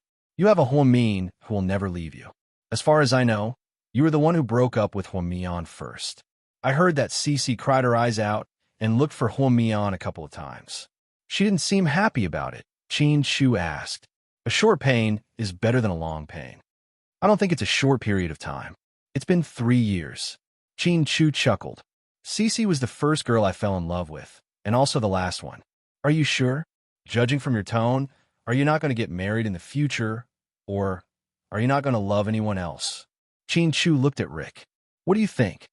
Rick smiled bitterly and finished the whiskey in his hand. Godfather, you've drunk enough.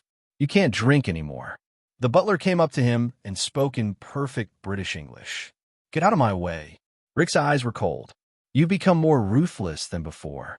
Qin Shu sighed as he thought about how Rick killed so many people today without batting an eye.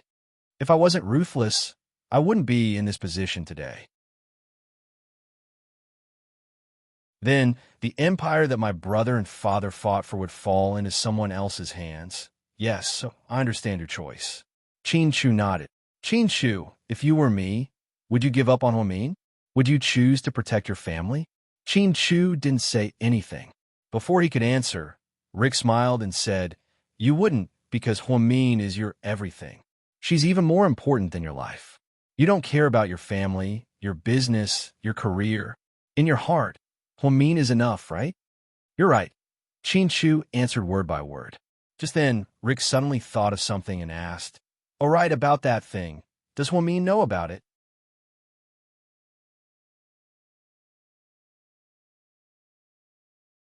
Chapter 1942. Qin Shu immediately knew what Rick was talking about. His eyes darkened slightly. I don't know yet. Then when are you going to tell her? Or, are you going to keep it a secret forever? The point is, can you keep it a secret forever? Huamin is so smart, she'll find out sooner or later. I know, but it's not the right time to tell her yet. We just got back to our sweet days, and I don't want to spoil it. I don't want her to be sad because of me. Huamian is very happy, because you always think about her first. You think about her feelings and her situation first, and then yourself. Rick admired Qin Shu's persistence with Huamin the most. It was a kind of terrifying willpower that ordinary people didn't have. Qin Shu smiled. She's actually the happiest thing in my life. How could I lose her? Rick thought about Qin Shu and Huamin, and then thought about himself and Cece, which made him even more depressed. After drinking with Rick, Qin Shu quietly went upstairs. Huamin was still sleeping soundly. He quietly got into bed and hugged her from behind, afraid that he would wake her up. Instead of saying that Huamin relied on Qin Shu, it was more like Qin Shu relied on Huamin, because only when she was with Huamin, she felt completely safe. The next morning, Huamin and Qin Shu woke up. Rick's housekeeper had already prepared a sumptuous breakfast. The three of them were eating when the sound of a car came from the door. Sir, it's Miss Luna's car. The housekeeper took a look and reported to Rick. Oh, okay. Rick continued eating with an indifferent expression. Huamin and Qin Shu looked at each other and didn't ask Rick anything. After a while, a girl in a pink dress opened the door and walked in. She had blonde hair and blue eyes. She didn't look old, and her face was full of collagen. Because the foreigner was fair-skinned and had three-dimensional facial features, this girl looked like a Barbie doll. Wow, Rick, there's so many people in your house. Are they guests? He's my friend. Rick picked up the towel on the table and wiped the corner of his mouth. Friends? So awesome. Are they your friend from China? The girl spoke in English the entire time. Yes. Can you introduce him to me? This is the first time I've seen your friends come to your house. The girl curiously sized up Huamin and Qin Chu, and then gave a friendly smile. Huamin responded with a smile. Rick seemed to be indifferent to the girl, but because the girl was too enthusiastic, he could only get up helplessly. Then he introduced, my friends from China, Qin Chu and Huamin. Hi, nice to meet you. I'm Luna, Rick's fiancée. The girl introduced herself before Rick introduced himself. Fiancée? Okay, Rick, why didn't you tell us? Huamin was surprised, and then he looked at Rick and Qin Chu. Qin Chu obviously didn't know either, and his face was full of confusion. Luna, what are you talking about? Rick frowned slightly, and it seemed like he was very dissatisfied with this girl. What? Am I wrong? The girl raised her chin, and it seemed like she was provoking him. You're not my fiancé yet, so please watch your words. Don't scare my friends. I'll be your fiancé in the future. I heard what Dad said to you the other day. He wants us to get married. It's good for both my family and yours. You said you'd think about it too. Umph. Qin Chu finally understood, and he looked at Luna. You're from the Frank family?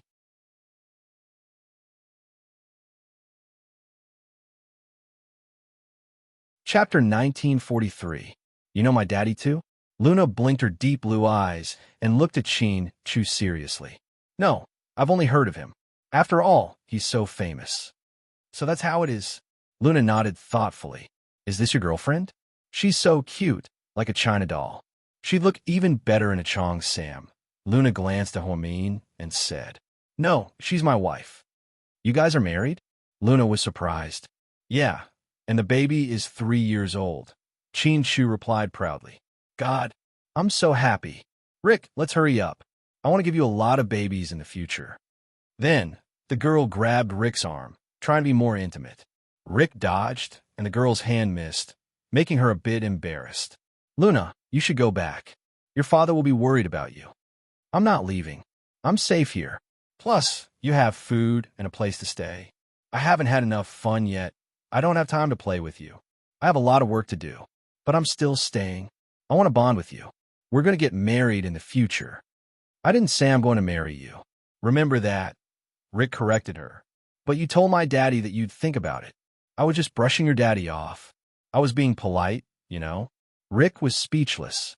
I don't care. I took it seriously, Rick. I'm so hungry. I haven't had breakfast yet. Luna pursed her lips. There's some here. We're eating too. Let's eat together. Huamin was a bit embarrassed. You eat by yourself. We'll eat. Then, Rick turned around and left. Qin Chu and Huamin followed him out. The girl named Luna actually sat down and started eating slowly. When they walked out of the door, Huamin pulled Qin Chu's sleeve in a low voice. Honey, who's this? What does her father do? Why does he want to marry Rick? She's the eldest daughter of the Frank family. Her father, Moto, is the boss of the biggest black market in Mexico. He controls a lot of things like prostitution, gambling, drugs, and the slave trade. Anyway, you can think of him as a mafia boss. No wonder. He's in the black market, just like the Rick family. Yes, I heard from Rick that he has been working with the Frank family for the past 3 years, and the cooperation has been quite good. It seems that in order to further develop and build trust, Murdoch intends to marry his daughter to Rick. What does that mean? Huamian asked nervously. I don't know yet. I haven't asked him. What?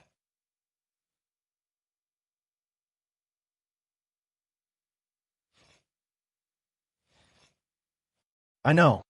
Huami nodded. Why don't you guys have a round? Rick asked as he looked at them with 3 golf clubs in his hand. Inside a luxurious mansion in Los Angeles. Ever since Qin Ning's father met the twins, he stopped going to work.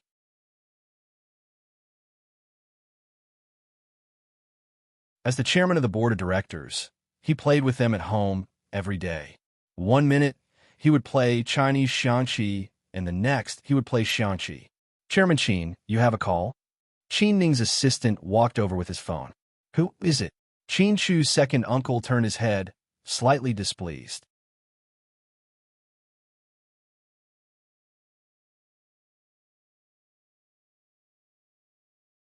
Chapter 1944. They said there's a meeting in the afternoon, and they need you to go back. I'm busy. Let them handle it. Qin Chu's uncle waved his hand. Okay. Grandpa, it's not right for you to go like this. Little Bean instructed.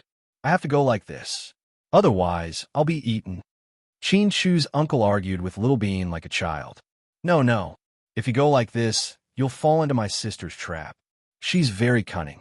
She set a trap for you. Idiot. As soon as Little Bean finished speaking, Qin Chu's uncle's chess piece fell onto the ground. Pudding picked up a chess piece and slammed it down on the chessboard. Checkmate, Qin Chu's uncle. Little Bean said, see? What did I just say? I told you, but you didn't listen. You're such an idiot. Grandpa, you're such an idiot. Is there any room for negotiation? Qin Chu's uncle asked. Grandpa, it's a checkmate. Pudding smiled. Okay. I lost again. Qin Chu's uncle took out $100 from his wallet and handed it to Pudding. Little Bean craned her neck and looked at Qin Zhao. Wow, not bad. You played chess and mobile games with second grandpa early in the morning. You must have won a few thousand yuan. Qin Zhao, you're very smart. Do you think I'm like you who only knows how to eat? Pudding didn't care. I just enjoy life. I'm not like you. You're a miser. Little Bean mocked her sister. Whatever you say, you don't know what I'm thinking. You don't need to know. Qin Ning came back from her morning jog. Seeing the old and young playing so happily, she immediately ran over to join the fun. What's going on? How's the game? Qin Ning asked. Auntie, you're back just in time. Hurry up and save your dad. Little Bean covered her mouth and laughed. So serious? You're using the word save? Of course. If he didn't come back, Grandpa would have lost so much that he couldn't even wear his underwear. Little Bean, don't talk nonsense. How can you say that about Grandpa? Qin Chu's uncle almost collapsed. All right. Let me put it another way. Second Grandpa has lost so much that he only has his underwear left. Qin Ning's father. Daddy, what's wrong with you? Was it okay to lose to a kid? Didn't you say you were an expert in Chinese chess? There's always someone better than me out there. Today, I've been defeated. What's the saying again? The student surpasses the master. Qin Ning's father sighed. That's not right, Grandpa Qin. There's a saying that goes like this. The younger generation surpasses the older one and slaps the older one hard on the beach. Little Bean sighed as she ate the cream cake. You little brat. Qin Ning pointed her finger at Little Bean. Pudding, did you learn how to play Go from your mom? Qin Ning's dad knew that Huo Min was a talented girl with a high IQ. She was a fast learner. No, my mom doesn't have time. She's usually busy at the company. Then who did you learn from? Qin Chu's uncle was surprised. I read some basic lessons and played Chinese chess on my phone for a few days. Later, when I went to the Su family, I would play a few rounds with Grandpa Su and Grandpa Su. You know, when you play against an expert, you'll naturally become good at it. Pudding said with a serious expression. Wow, you're so good at playing games at such a young age. Qin Ning's dad really liked the twins, not only because they were smart, but also because they were the Qin family's flesh and blood. It didn't come easily. Dad, hurry up and go to the video conference. I'll clean up and we'll go out for hot pot. Qin Ning pushed her father out. Then, the two little guys hopped out of the room as well. Qin Ning cleaned up the tatami study. Half an hour later, she came out and looked around, but didn't see the twins. Huh, where are my nieces? Qin Ning was puzzled.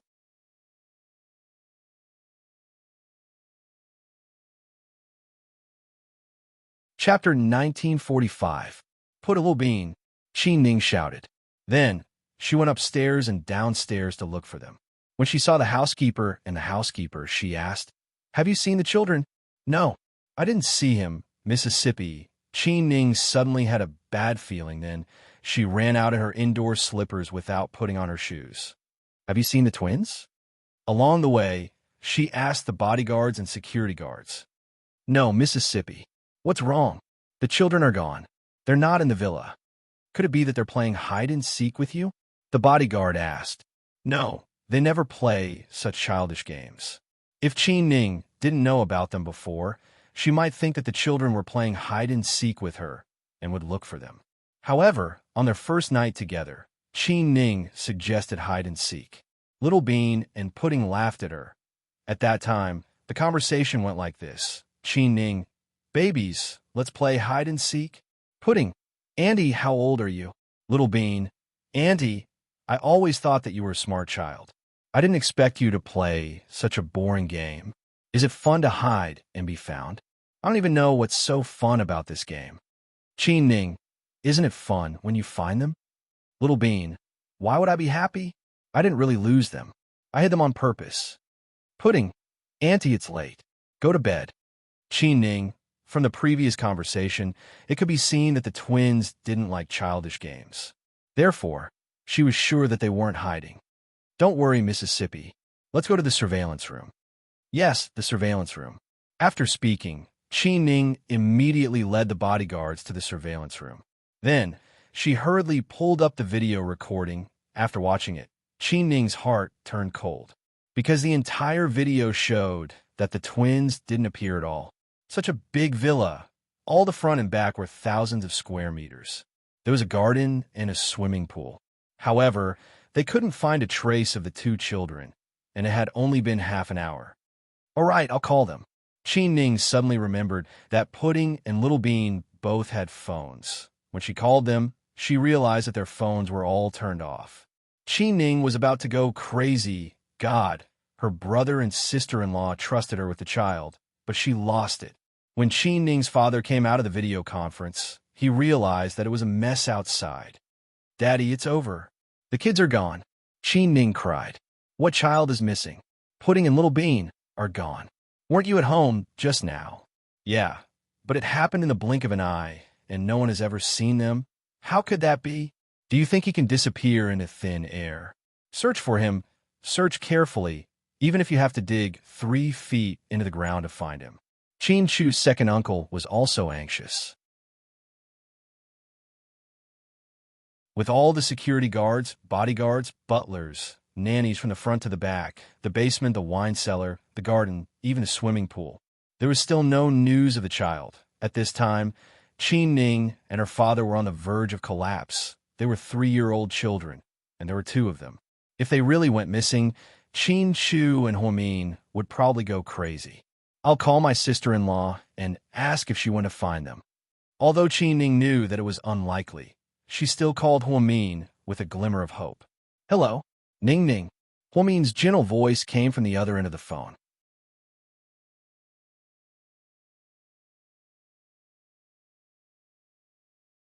Chapter 1946. Sis-in-law, what are you and my brother up to? Qin Ning asked guiltily. We're playing golf. Are you still with Rick? Yeah, we're still in New Orleans. Oh, when are you coming back? Tonight? We're flying back tonight. Oh, okay. What's wrong? What's up? Ning Ning? No, nothing. I just wanted to ask, did Pudding and Little Bean call you? It was 7 in the morning. Pudding sent me a picture, and then nothing happened. What are the 2 of them doing? Yeah, they played chess with my daddy for the whole morning. Tell them to behave and not to bully your grandpa. Okay, I will. Sis-in-law, you guys have fun. See you tonight. Okay. After hanging up, Huomin muttered to himself. Ning Ning sounded a bit weird. What's wrong? Honey, Qin Chu asked. Nothing. Ning Ning just called to ask when we're coming back. Maybe my uncle asked her to. Oh, okay. We'll leave tonight. Qin Chu continued to play golf with Rick. He didn't know that it was because the twins were missing. The family was in a panic.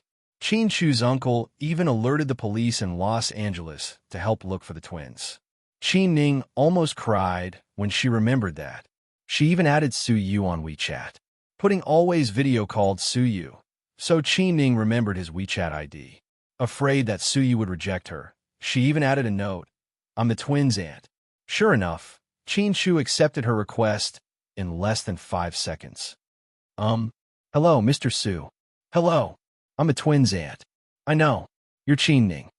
Pudding had been creating opportunities for Qin Ning and Su Yu, so they were familiar with each other. Yes, I'm Qin Ning. So you're looking for me? It was daytime in Los Angeles, but midnight in China. Su Yu was about to go to bed when he saw that someone had added him on WeChat. He was puzzled. Who would be so bored at night? Did Pudding and Lil Bean send you a video?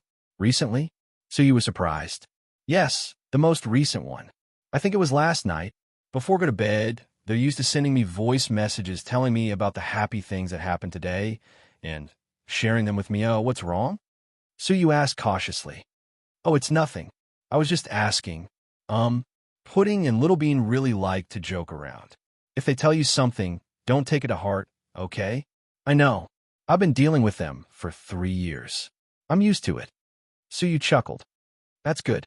I'll leave you to it then. I still have things to do. After speaking, Qin Ning put down her phone. Then, she felt as if her heart was on fire. Daddy, what should we do? Big brother and sister-in-law are coming back tonight. If the twins are lost, I don't want to live anymore. I even told Big Brother that it was fine. Tears flowed down Qin Ning's cheeks as she blamed herself. You're all useless. How can you not even look after kids? Qin Shu's second uncle pointed at the bodyguards angrily. Luckily, they were all handpicked by Qin Shu. It was said that 2 of them were retired Navy SEALs. But with so many people, they couldn't even look after the 2 3-year-old babies. They didn't even know how they disappeared. Qin Shu's second uncle looked down at his watch. It had been 2 hours since the twins went missing. Everyone's hearts were in their mouths. They didn't even dare to think if they were kidnapped or if something bad happened to them. Daddy, what should we do now? Qin Ning asked while crying.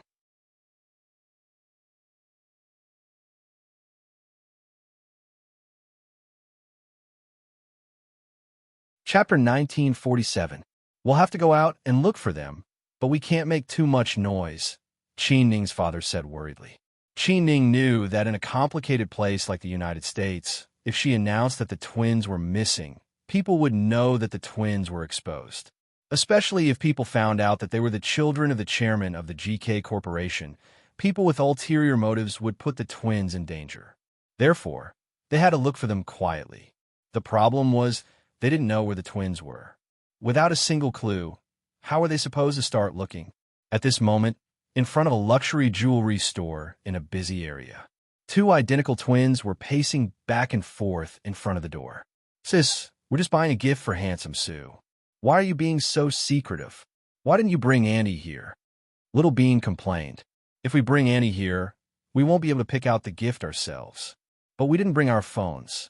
Won't Annie be worried if she can't find us? We'll be back in a bit. What's there to be afraid of? Pudding replied calmly. But we don't have to avoid all the surveillance cameras in the house. Will Grandpa and Annie think that we disappeared into thin air and traveled to another world? Will they be scared to death? Why do you have so many questions? If you're worried, you can go back first. If Annie finds out where we are, do you think we'll be able to come out alone? But why do we have to come out alone?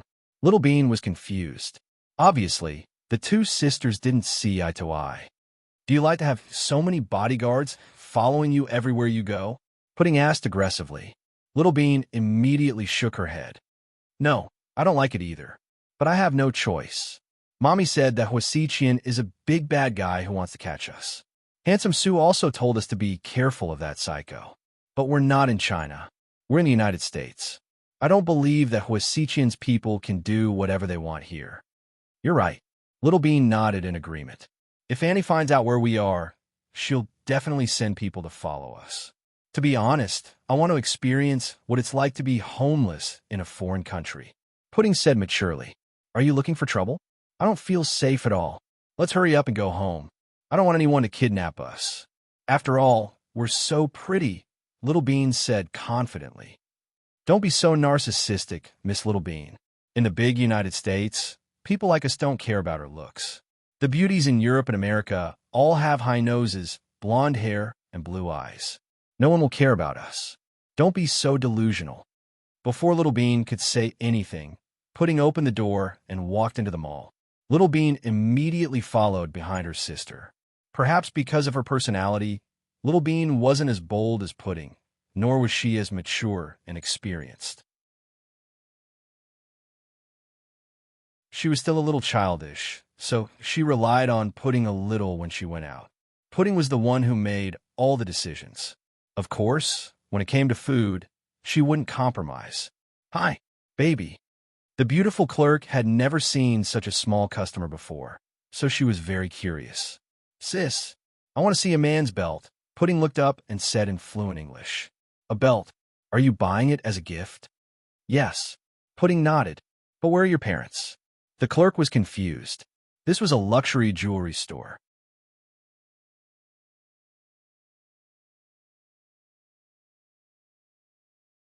Chapter 1948. Every belt from this brand cost more than $1,000. She didn't think the twins could afford such an expensive belt. They didn't come. "We went out alone," Pudding replied calmly. "Ah." The salesgirl looked at them in disbelief. "So, can I choose a gift for my friends?" Pudding said proudly.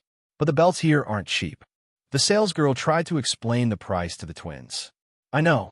There are many Versace brands in China. I shop there often." After Pudding said this, the salesgirl was shocked again. However, Pudding was right. Suyu was a Versace fan, so most of his clothes, wallets, shoes, and daily necessities were from this brand. The twins and Suyu often went to stores like this, and Suyu often bought them things when he went shopping. He even bought some for Huamin, but Huamin had never worn them. "Sis, we have to go home soon. Can we not waste time?" Pudding looked at the shocked salesgirl and reminded her. Okay, come with me."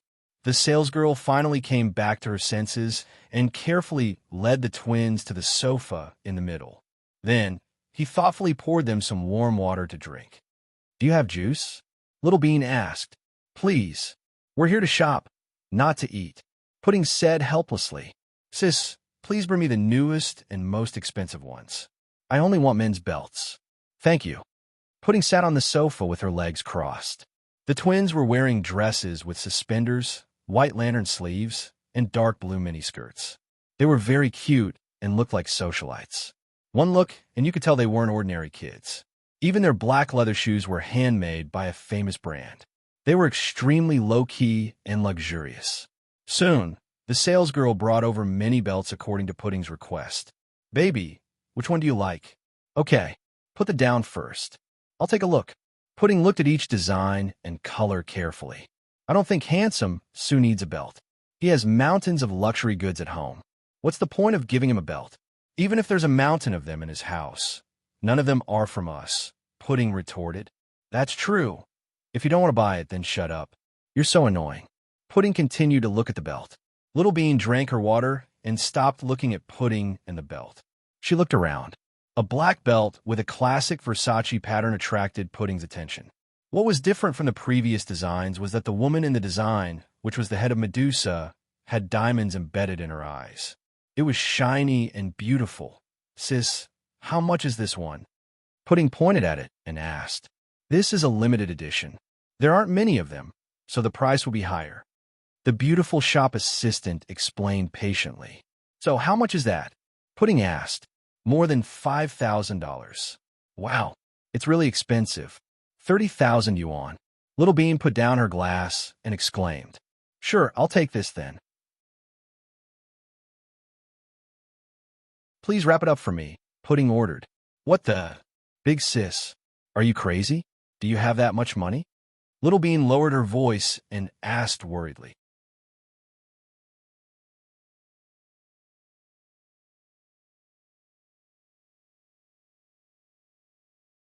Chapter 1949. Don't you have more? The red packets Annie gave us and the ones we won from Grandpa are enough. Why do you count me in? I didn't say I was going to give Handsome Sue a belt. Little Bean glared at her, unwilling to take out the money. Then what are you going to give him? Don't tell me you're not going to give Handsome Sue anything. You know how much he loves us. Are you going to be an ingrate? Of course not. You don't have to tell me how good Handsome Sue is to us, Little Bean refuted. So, what are you going to give him?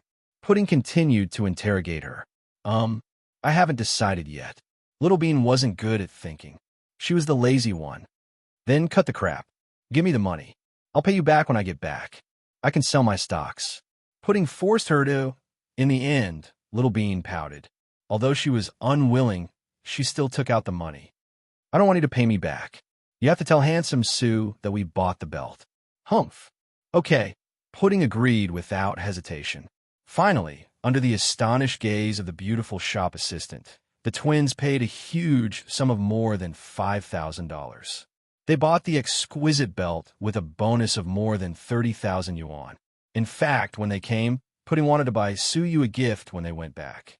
After all, they came so far away. She wanted to give Handsome Sue something to make him feel touched. Also, when they came, Mommy told her that the whole trip would only last for half a month. Pudding calculated the days and knew they would be back in a few days. That was why she wanted to sneak out to buy a gift. Keep the gift a secret. Don't tell Handsome Sue when you video call him. Do you hear me? Pudding reminded her. I know. When the twins came out, they took a taxi and said they wanted to go to the busiest shopping street. Of course, they took a taxi back. Since they were fluent in English, it wasn't difficult for them to communicate. Plus, Grandpa Sue didn't live in a remote area. There weren't many people on the way, so they didn't have to worry about safety. 4.5 hours after the twins went missing, the family was in a panic. The Los Angeles police began to search for the twins. By this time, the twins had returned home. Miss, sir, the twins are back. The security guard at the door called them. What? Where's she? Qin Shu's second uncle was so excited that he almost had a heart attack. It's at the door. I just went in. It'll be here soon. Less than a minute after hanging up the phone, the security guard at the door sent the two little guys back. When Qin Ning saw them, she immediately rushed over and hugged them tightly. Then she burst into tears. Andy, what are you doing? Little Bean and Pudding didn't expect their family to react so strongly. Where did you two go? Do you know how worried we were? Qin Shu's second uncle finally heaved a sigh of relief. If she didn't come back soon, he would really go crazy. Most importantly, Qin Shu and Huamin would arrive in Los Angeles at 8 p.m. If the child went missing, how was he going to explain it to them? Wasn't he a sinner? We just went shopping. That's all, Little Bean said weakly. Then why didn't you tell me? I could have taken you there. Qin Ning was anxious and angry. We want to go out on our own. We don't like the feeling of being followed everywhere. That's how it is in China. Mommy said there are bad people, so we understand. But it's so far away in the States. I thought it was a rare opportunity, Pudding explained. Then why didn't you bring your phone? It's out of battery. I've been charging it. Qin Zhao Zhao, Qin Mu Mu. You two are too much. When your parents come tonight, I'm going to tell them about this. Qin Ning was so angry that she couldn't stop crying. Luckily, the twins were back. Otherwise, she would have wanted to die. Hearing that she was going to tell their parents, the twins' faces changed drastically.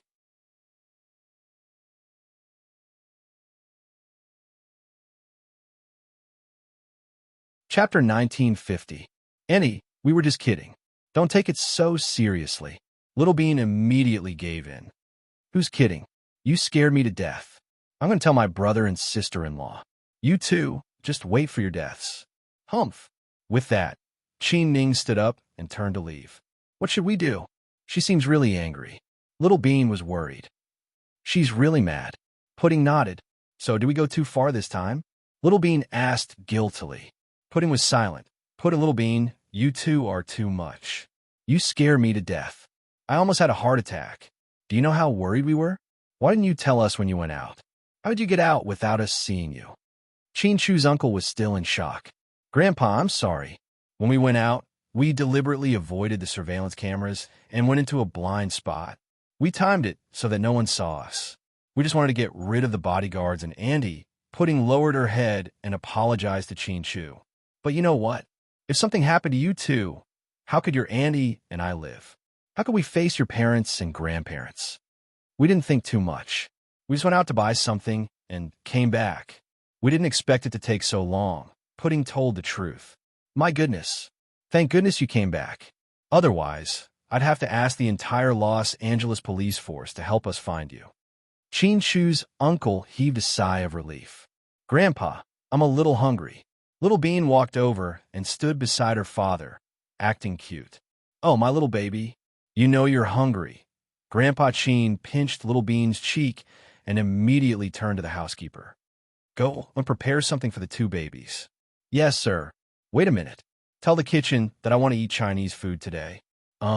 Squirrel mandarin fish, spicy pork trotters, fried prawns with scallions, and fried mushrooms. Oh, right. I want borscht too. You can eat that much. Grandpa Chin was shocked. Of course. Grandpa, let me tell you, I can eat when I'm at home. Every time the housekeeper in the kitchen sees me. Little Bean stayed downstairs and changed the topic to appease second grandpa. She tried to persuade him not to make this a big deal. They didn't want their parents to know about this. It was fine if their father knew, because he doted on them and couldn't bear to tell them. If Mommy found out, he would be dead meat. They had all personally experienced how scary their mommy was when she was angry. Therefore, Little Bean gave Pudding a look. Pudding immediately turned around and went upstairs to coax Chin Ning, who had the most difficulty. Second grandpa was an elder, so he should be easy to deal with. As long as she coaxed him and acted coquettishly, his heart would soften. Of course, she would keep her mouth shut, but Aunt Chin Ning was a hot little pepper. Moreover, she must be very angry with them for being so aggrieved and frightened. When Pudding went upstairs, Chin Ning had just washed her face in the bathroom. Her eyes were red and swollen from crying. She was such a strong person and rarely cried. Since she was young, she had always been strong and wanted to do the best in everything she did. That was why she became a member of GK's board of directors at such a young age and participated in many major investment decisions. But today he was forced to cry by 2 3-year-old girls, and he cried very miserably. Hello, Annie. Pudding poked her head into the room and called out tentatively. Get out. I don't want to talk to you. Umph. Chin Ning turned her head away. She was so angry. She had been worried about them for more than 4 hours. Every day felt like a year. But they went shopping. What could be more infuriating than this?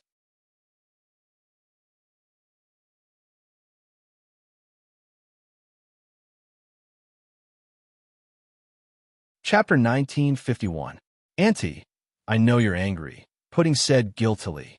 Chin Ning kept a straight face and didn't say anything. But we did this for a reason. Can you at least give us a chance to explain? No, there's no chance to explain. If you want to explain, you'll have to explain to your parents tonight. Chin Ning covered her ears. She knew her highly intelligent niece was trying to trick her again. So, she had to try her best not to be tricked by Pudding. Otherwise, she would have been scared for nothing. Auntie, to be honest, I always thought you were the smartest person in our family. Don't flatter me. Besides, don't try to trick me. The whole world knows your mommy is the smartest person in our family. Huh. Pudding couldn't help but laugh at Chin Ning's cute appearance. Kid, why are you laughing? Annie, I have to say it even if you don't want to listen. Let me show you something first. Then, Pudding took out the belt she bought for Su Yu and showed it to Chin Ning. Belt? It's for men. You're giving this to your daddy. Wait, your daddy's birthday is over? Chin Ning murmured to herself. It's for handsome Su.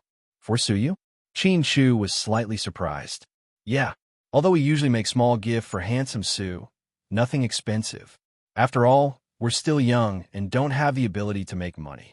Before we came to the States, I thought that since it was rare for us to come so far, we had to buy something for handsome Su. Coincidentally, you gave us some pocket money, and we won a lot of money playing chess with second grandpa this morning. Together with Little Bean's money, we had enough to buy this. So, you didn't spend the money because you wanted to buy a gift for Su Yu. Chin Ning was a little shocked. She knew the twins were good at spending money, so she gave them red packets. But after these days, she didn't hear anything from them. She thought they didn't need anything, but now it seemed that they were saving money to buy a gift for Su Yu. Pudding, you two are so good at Su Yu.